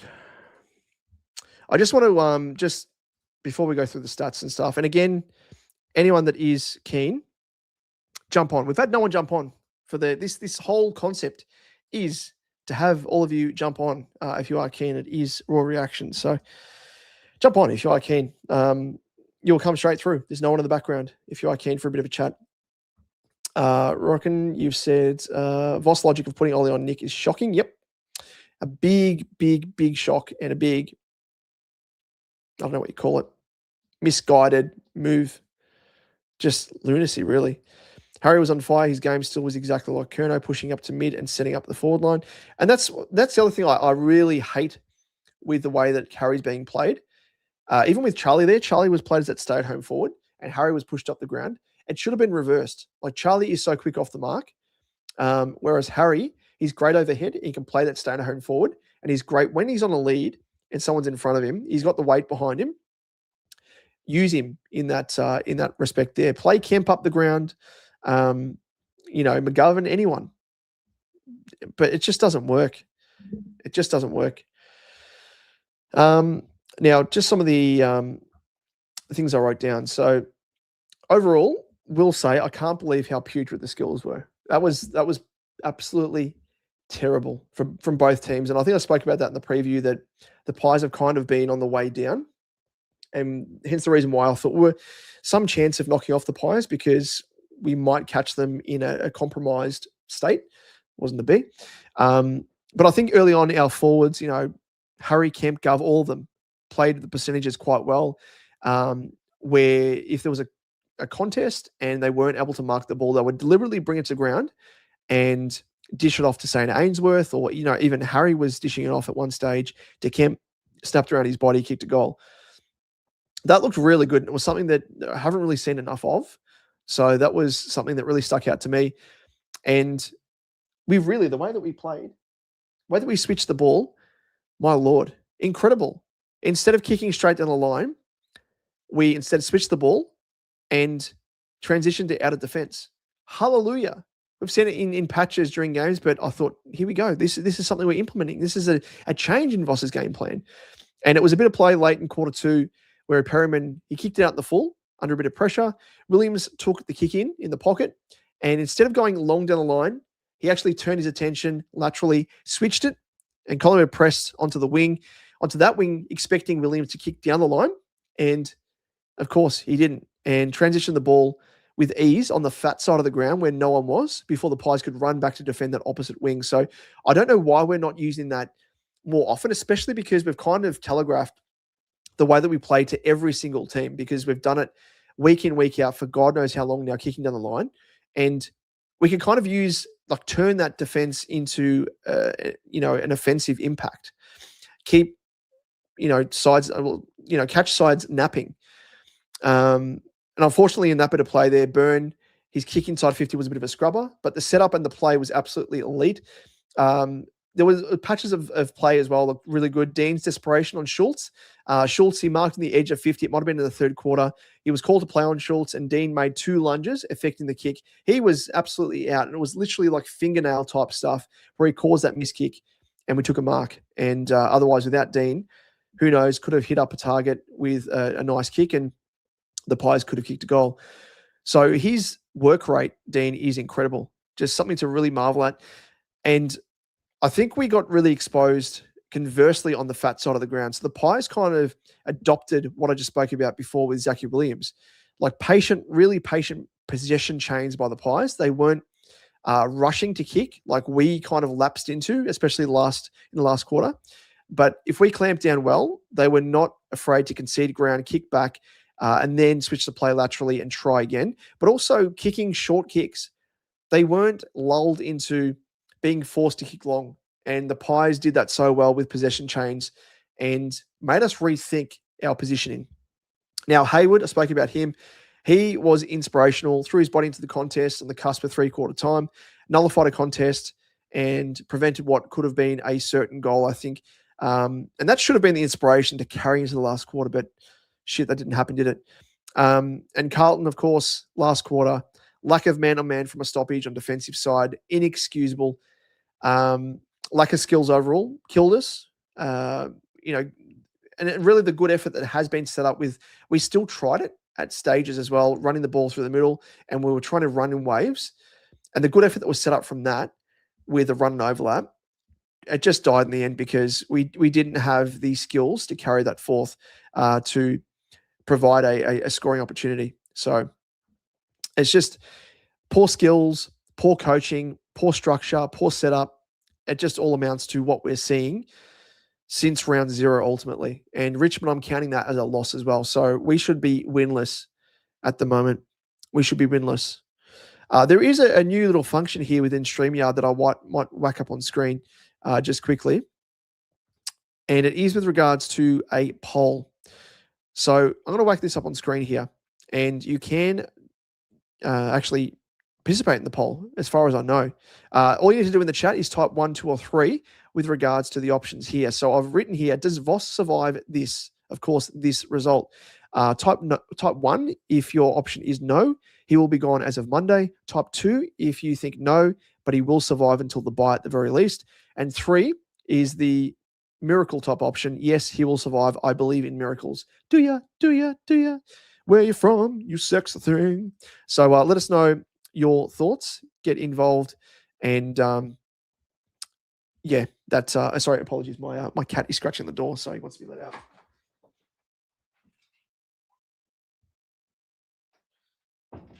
That is, of course, my cat Patty, who some of you might see in the background here on the old scratching post. Now I have a bit of word here from my wife, who's on Twitter at the moment, and she said, or TikTok, saw footage of Elijah. So we all remember that that moment where it was at 666 free kick from the centre. There's footage of Elijah on the bench after McGovern kicked the goal. Sorry, no, apologies. This was before the 666 free kick. And there's vision of Elijah on the bench after McGovern kicked the goal with about 5:40 left in the quarter. And it doesn't look good, apparently, with the way he's acting. So, yeah. Oh, here we go, 50-50. So we have 50% saying no, but he will survive until the bye. And 50% say, yes, I believe in miracles. He will survive this rest of the season. Raina, you are the one who said 2. Rock and Clips, you've said the third option there. We'll keep it until the end of the year. You voted twice there, I think, Rockin.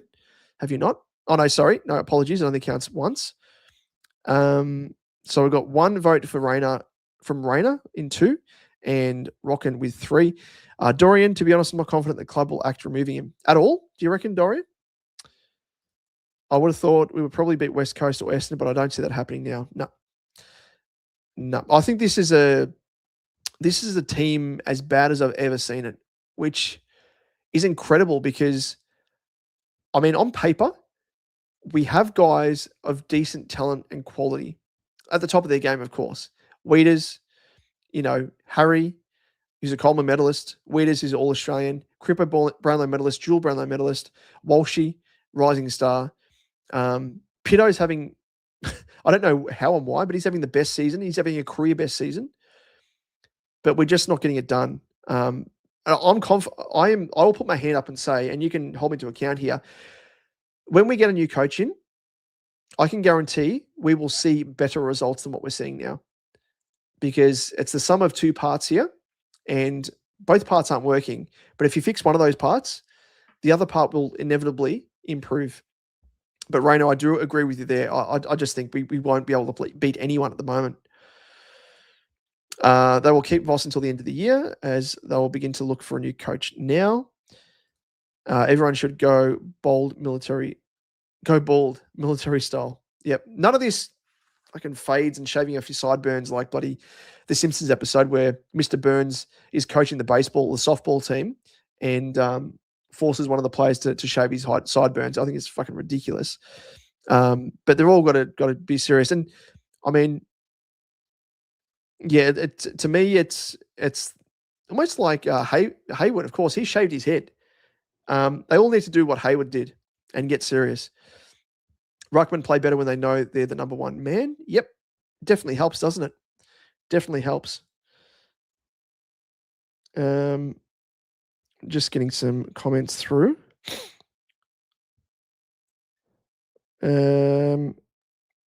Just having a quick look on Twitter to see if there's any updates. We just have a look back through. Okay. Actually, I don't know if I can show. It's saying I need to verify my age, which is quite hilarious on Twitter. Let's bring it up. See if it works.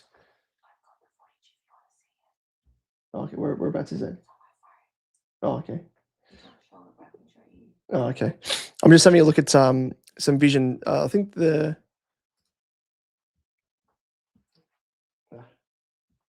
is during the game.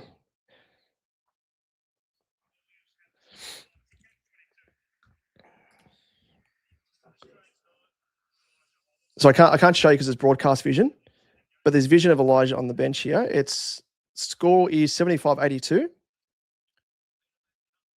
And Elijah sniffing, very jittery. Yeah, doesn't look like he's in the best state. Yeah, I mean, they're showing it as well on they spoke about it post game on. They spoke about it, and that's. Do you want to say hello? This is my. Hello. Carlton supporting. I've crawled out of my hole of depression, and I look like it too. There's a cameo there. We have had on my wife for one of the other reviews, which we'll try and get her on again when she's up to it. And yeah, he's not in a hole of depression there. But yeah, there is. If you have a look on 7 AFL, I don't know if I can play this. Let me see if we can get it up. Raina says, "Evening, Mrs. Damo." Thank you. Let me just see. I'm just trying to shift across to Twitter here.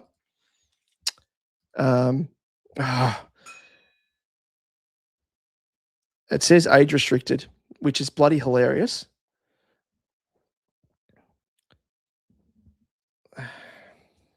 I've confirmed my bloody age. I am of age, unless they think that I'm 12. That's not going to let me play it. But let me just. This is some erratic movements. Didn't look like himself. He's obviously had a very difficult last 18 months with some personal issues. Had to fight for his spot on the Carlton list.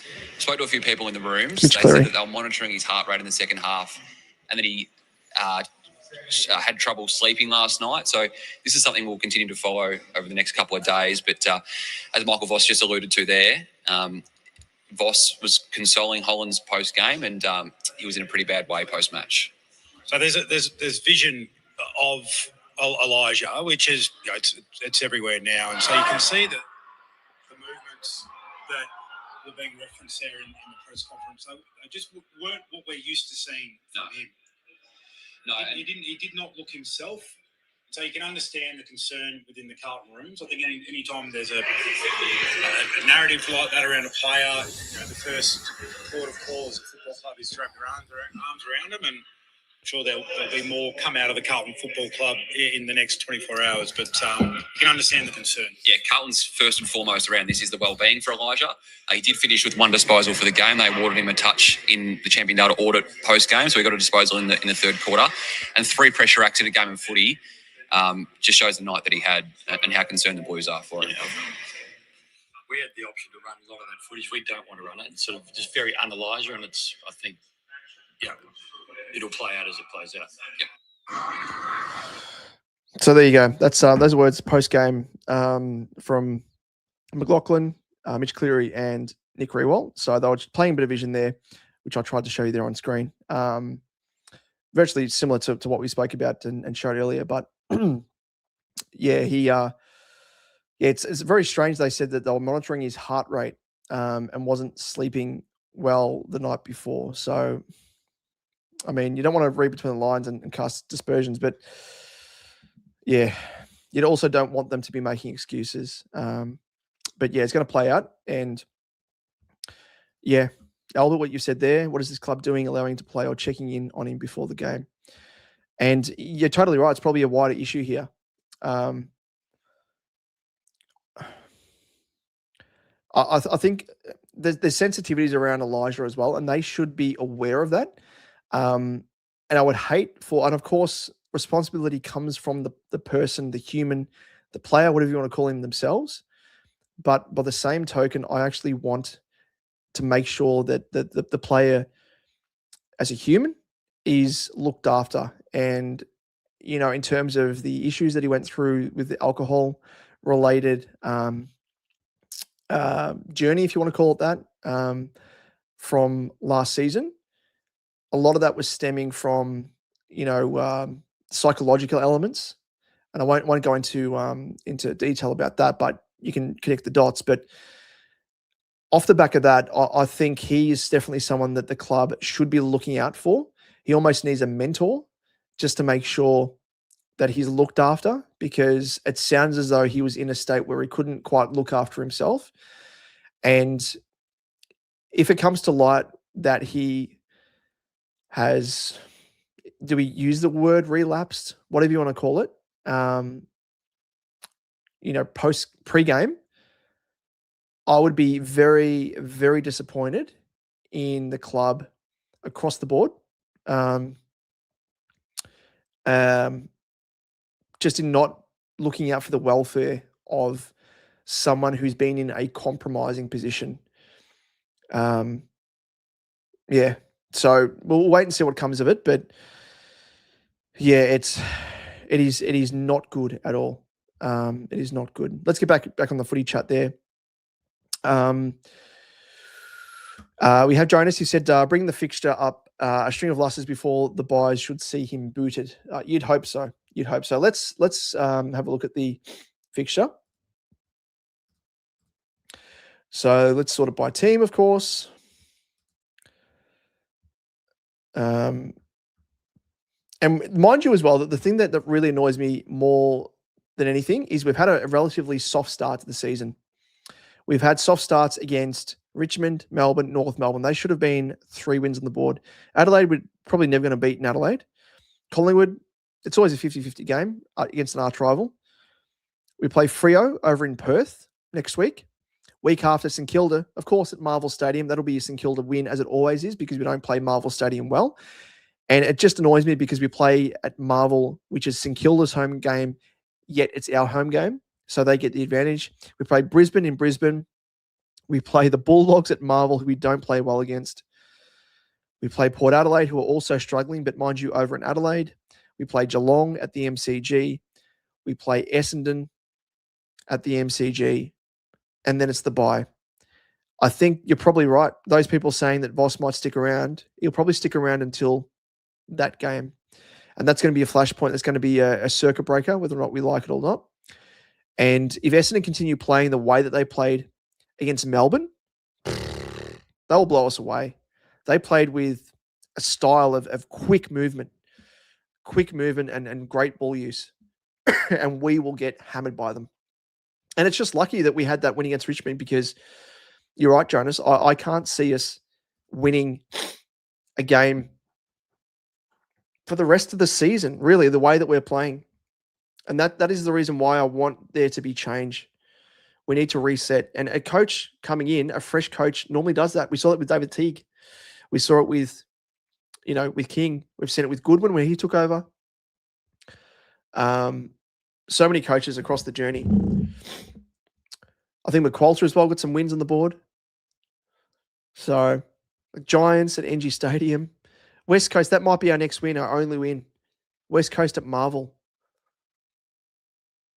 Then we play Richmond again at the MCG, Hawthorn at the MCG, Collingwood again at the MCG, Gold Coast at Marvel, the Lions at Marvel, St Kilda again at Marvel. Hey, it's their home game this time around.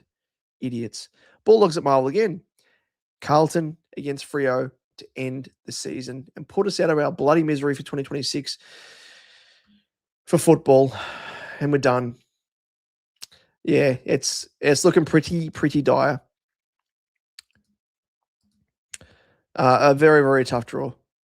Voss logic doesn't make sense. Last week, drop Hewitt as he wants speed and then brings in a Hudson O'Keefe. I feel for the bloke, and I spoke about it in the preview of this game. He shouldn't have played against the Crows. He shouldn't have played the previous week when he was brought in against North Melbourne, because North Melbourne had their second-tier ruck in Callum Coleman-Jones. He played 30% game time.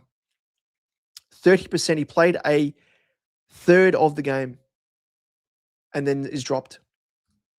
And I think he played, was it 60% or something in the next week? He's been in and out of the team 3 times over. We don't need Hudson O'Keefe. We don't need him there. He's developing in the VFL. And I'm of this mindset. I've been on this mindset last year, Rockin. I'm at the point where I want us to lose big time just for a change to happen. When we lost to North Melbourne, I thought this is it. As much as I hate the loss, this is it. This will bring about change, and it hasn't.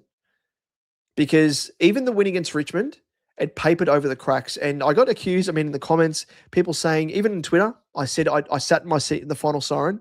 Everyone else around me got up and celebrated. Yeah, we got the win in a close win, 4 points. But what it does is it papers over the cracks, and the cracks are evident now. All it does is prolong the issues. God. With regards to Elijah Rockin, we're going to get fined. I can tell. If we knew he was bad to begin with, we are screwed. I don't think they can really prove that we knew he was bad or in a bad state. But yeah, they'll probably ask the question to the club doctors. Did they perhaps see anything? They mightn't have seen any signs. We just don't know, but they'll consult with them. Blue Eyes. Well, yep. That's off the back of Elijah. This might be the end of Elijah at the Carlton Football Club. Yep. And I think it might be the end of Elijah in football in general, which is a very, very sad sight.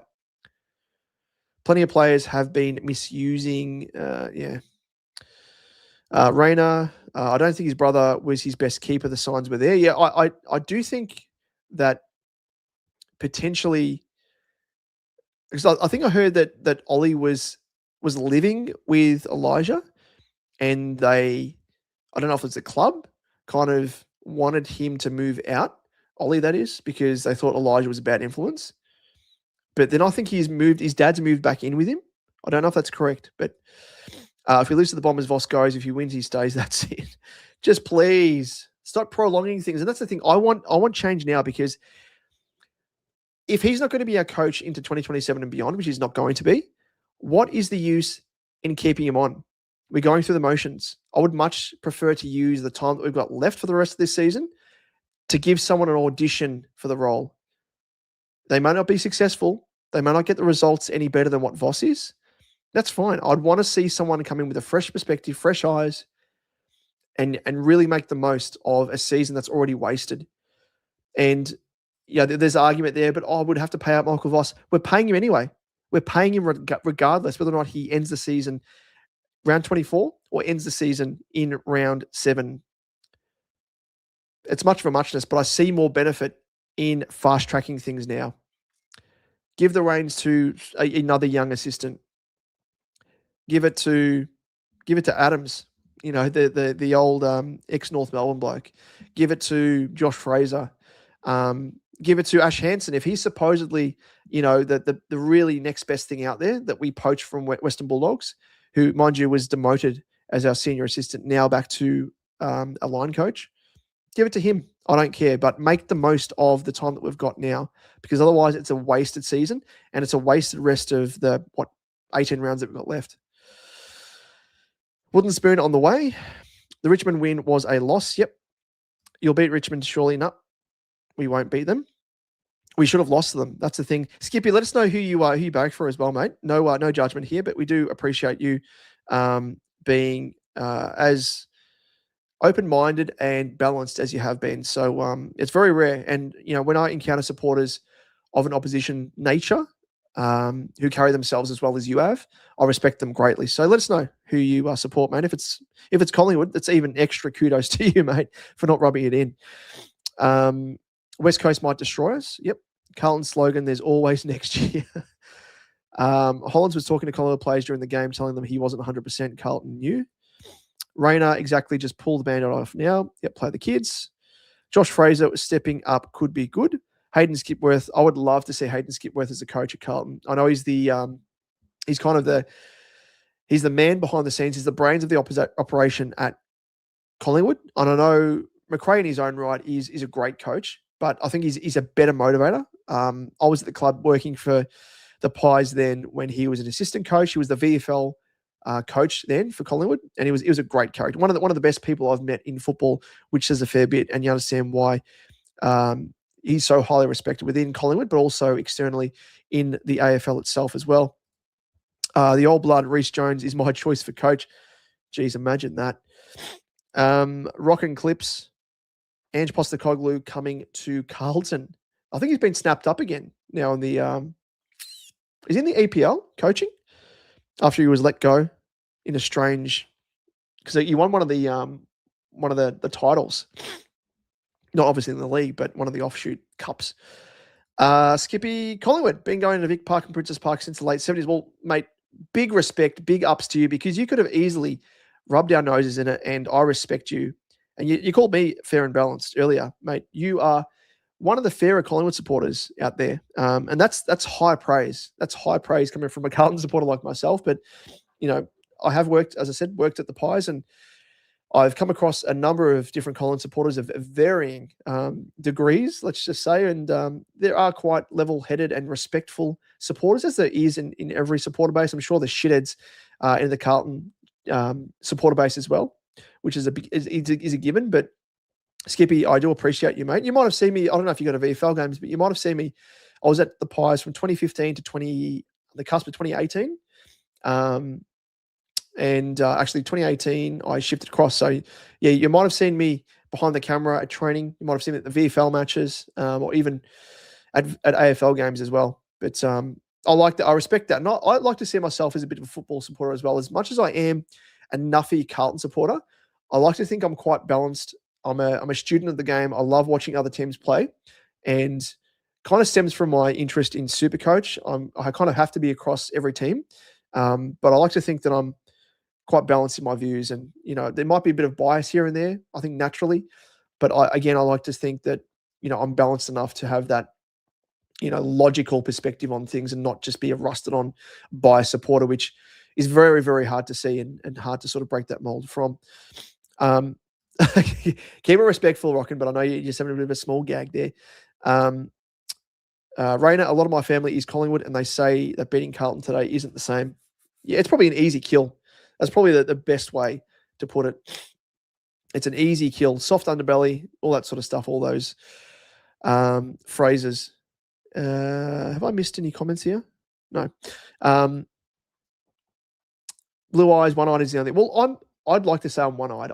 I wouldn't be doing content on Carlton on YouTube if I wasn't one-eyed, but I think you can still have a balanced view on things, just despite being one-eyed. Because I can guarantee there are people that on Twitter that are so blinded by their loyalty that logic doesn't work into it, which really annoys me, and I don't understand.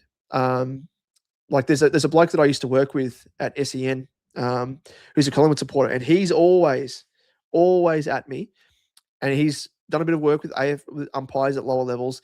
Any critique that I have of umpires or any critique against Collingwood, like, speaking about the umpires against the St Kilda game, it might have been. And there were a couple of decisions that were bad for both teams. But I think when it mattered, the Pies got a couple of free kicks gifted to them and helped change momentum. And I mentioned words along those lines, and he lost his shit. And I'm like, you can still be balanced.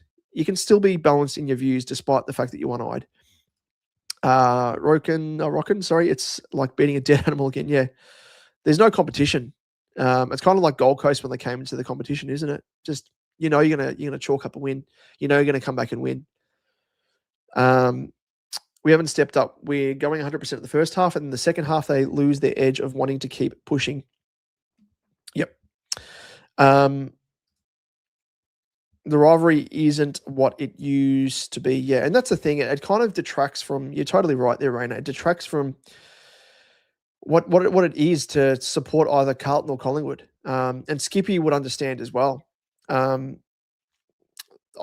probably give the perspective that it doesn't seem like much of a win. Like it's a win. It's a win against Carlton, the arch rival, but is it as enjoyable as when both teams are up and about at their full strength and you know you've beaten a team of quality? Like I think both teams tonight were pretty bad. They were both putrid, and I think we're both at different stages of decline. Naturally, I think. But the Pies bested us. Like they weren't as bad as us. That's just virtually what it comes down to. And they made the most of it. They just had better quality. Let me find this video here. Let me just try to find is that the one there? Yeah, so I just want to play this talking about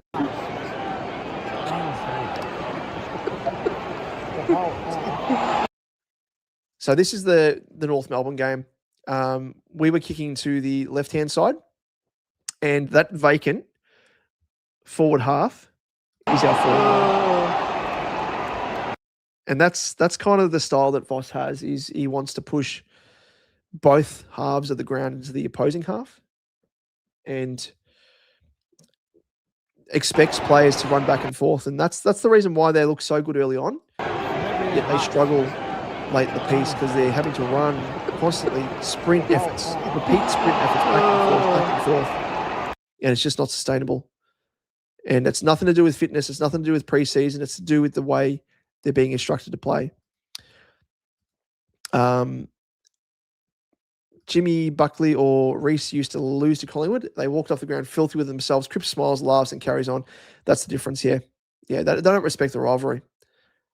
Hold on one second. Apologies. My cat is Paddy, of course. The great Patrick Cripps wants to come in. He's gone. Want to be on the stream?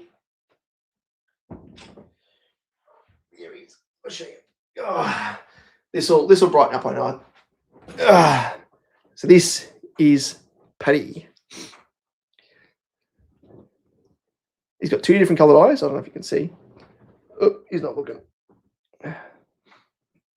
He's not looking up. He's got a blue eye and a yellow eye, but he's the best.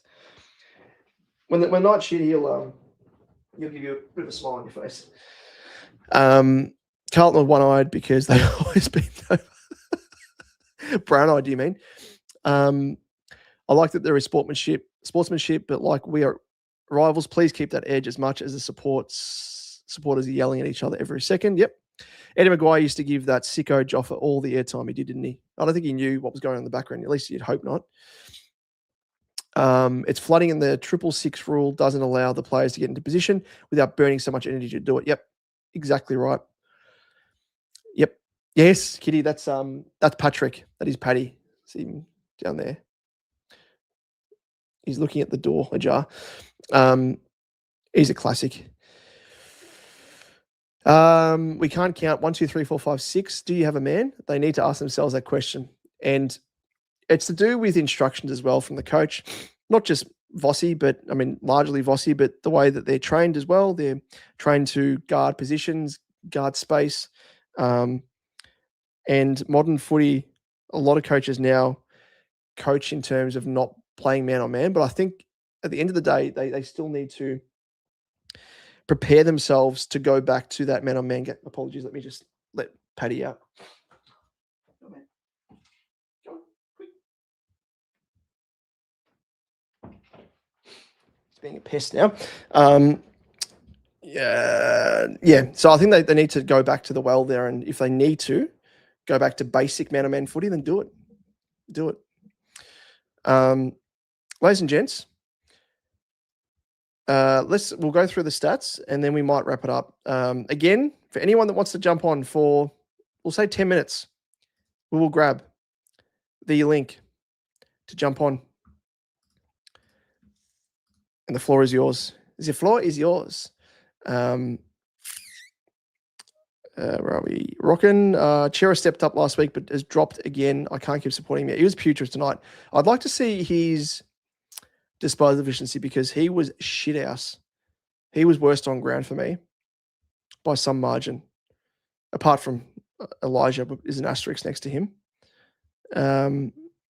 Let's go my stats. And disposal efficiency. So let's sort this. To the worst.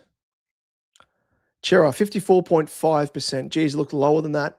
He's lucky that half of his disposals actually hit a target. From 22 disposals, that is not good enough. 22 disposals and half of those were ineffective or turnovers. My Lord, that is not good at all. That is so bad. So let me share this here. So that's what you can see there. 54, third from the top, 54.5% from 22 disposals. Crikey. Ainsworth, let's quickly go through him. Ainsworth would have been up there. There you go, 73.7% from 19 disposals and 2 goals, 1. So he was one of the better players in the night, which you could tell from the eye. Hayward was really good as well. Threw his body in.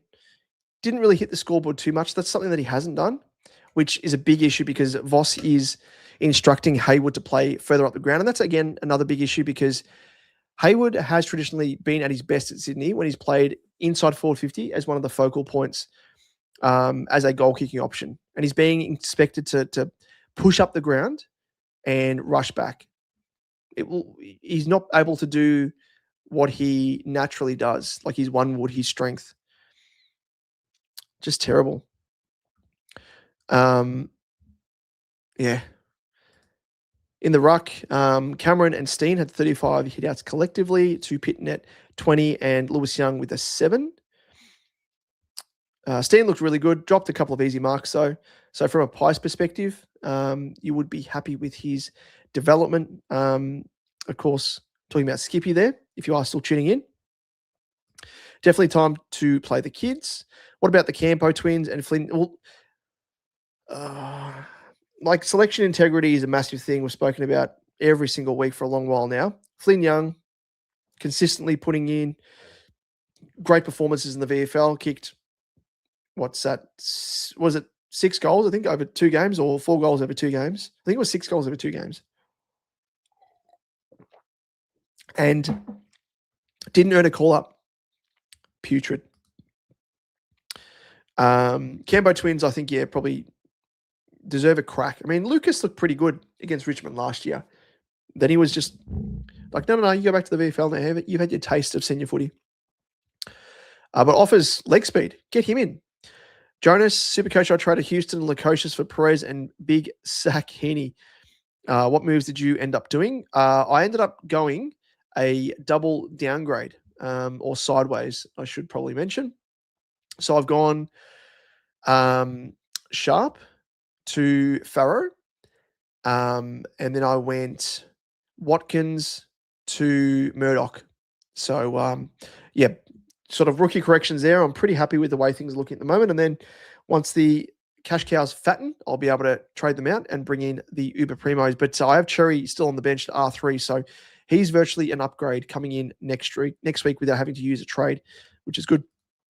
Skippy, good night. Damon Chat, I enjoy your channel. You have a good football knowledge. Catch up again. Thank you again, mate. Appreciate the kind words and also for dropping by and again for being as balanced as what you are, especially being a Pies man.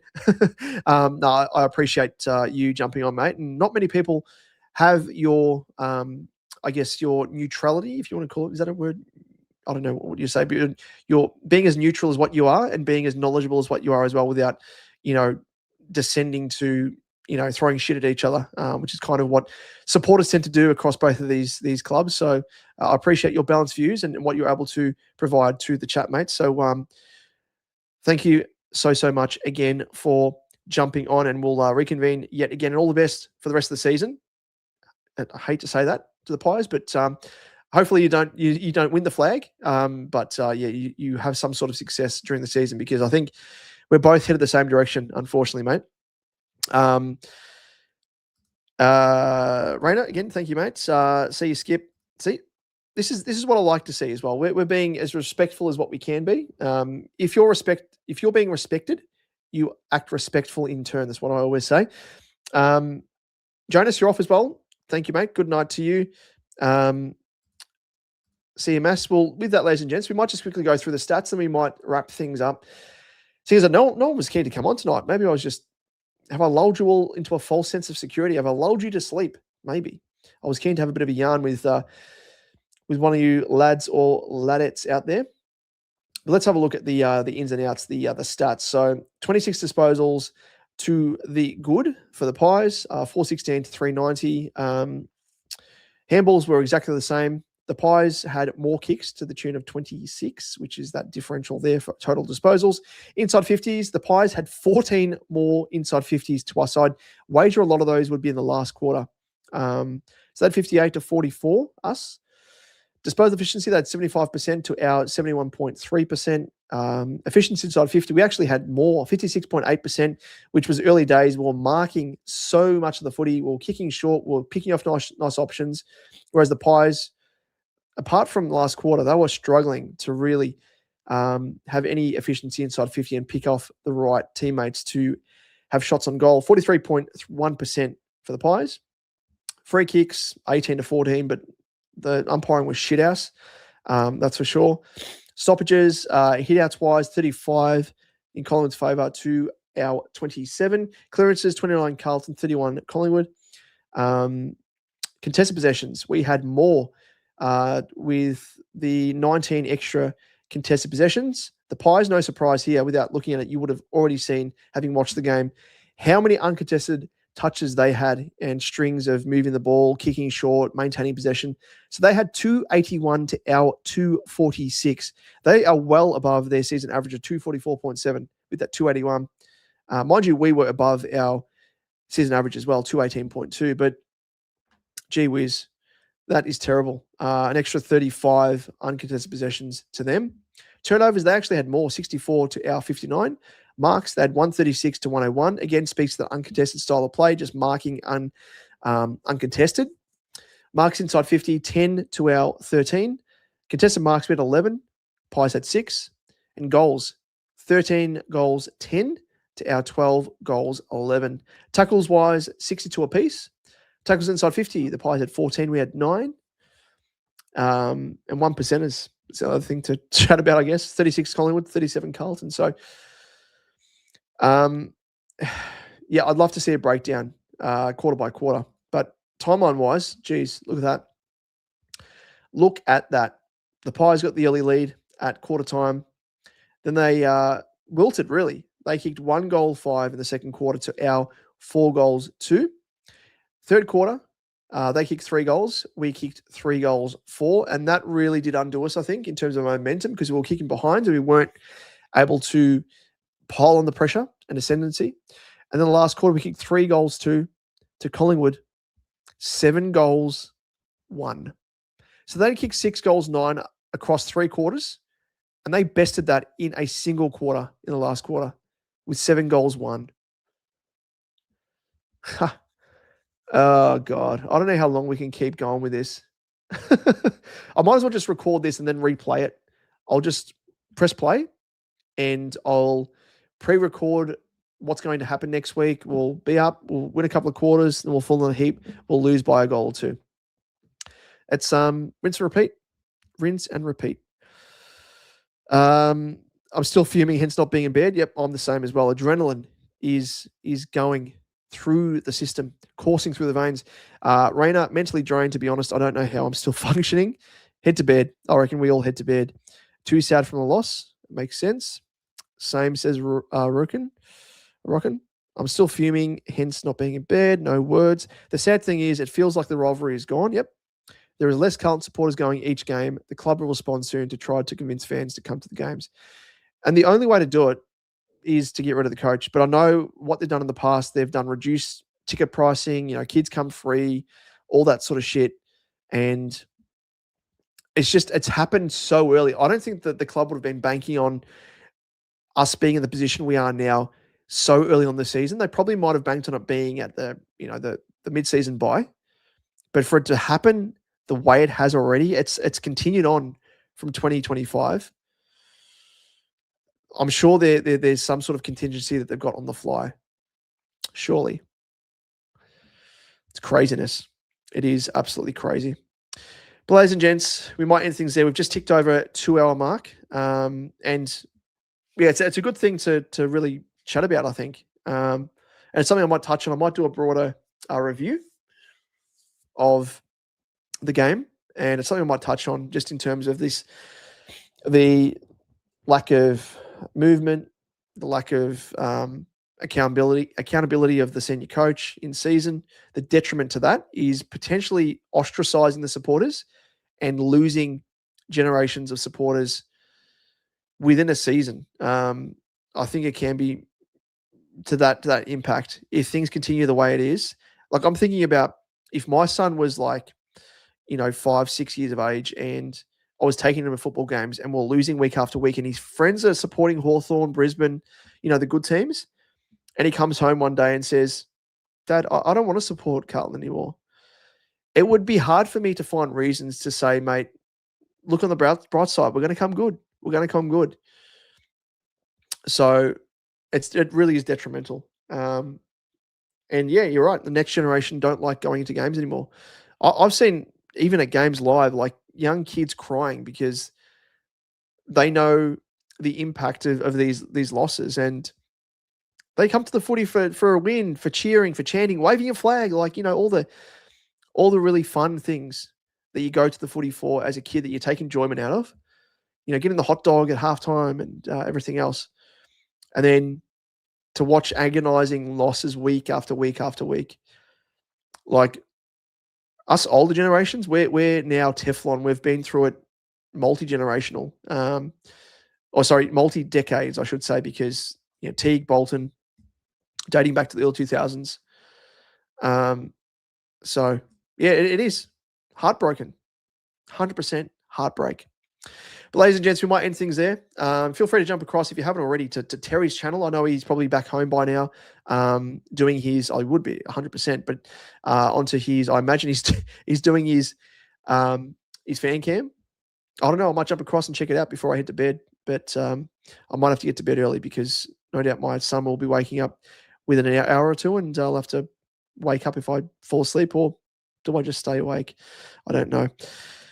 But ladies and gents, thanks again for tuning in. Really do appreciate all of your company throughout the entirety of this live stream. If you are tuning in after the fact, whether it be on YouTube, through the Apple Podcasts, Spotify, all that sort of stuff, please consider giving us a subscribe if you are tuning in via the YouTube side of things. And you can give us a hype as well if you are tuning in on your mobile device. I think if you scroll across, there's there's a join button to become a member of the channel. If you want to do that, feel free. For the price of not even a coffee, for half a coffee, it's like $3 a month. So it's the price of half a coffee for a month. Feel free to join. But also, just mentioning that, Rainer as well, an absolute gun. He has gifted 5 memberships to other people, of his hard-earned money. That's something is next level support, which I'm not really used to. So, mate, that is so humbling. And I can't thank you enough for your support, across the journey from me starting the channel, but also in doing that. So you're an absolute gun. But thank you, Knight, again to you, Rainer. Thank you, mate. Dorian, cheers. Rockin, whatever you want to go by. I don't know how you pronounce it. Is it Rockin without the K, without the C, sorry? Or is it Rokin? You are an absolute legend, mate. And please understand how much it means. It means a lot, mate. So yeah, it's something that I do as a bit of fun, but also as a bit of a side piece to because I own my own business. I've got my own production company, and the advertising revenue I get through this isn't much, but it goes towards my my day-to-day job virtually. So yeah, it's a bit of an additional piece. So what you've done there, it means a hell of a lot. Really does. So thank you again, mate. Rockin', I don't really care. Okay. No worries. Rockin' it is without the C. But ladies and gents, again, thank you for tuning in. We will end things there. And with that, we'll be back for the bigger review. Might do a bigger review video if I can really find the motivation to do it. If not, this will be acting and serving as the review video and audio podcast.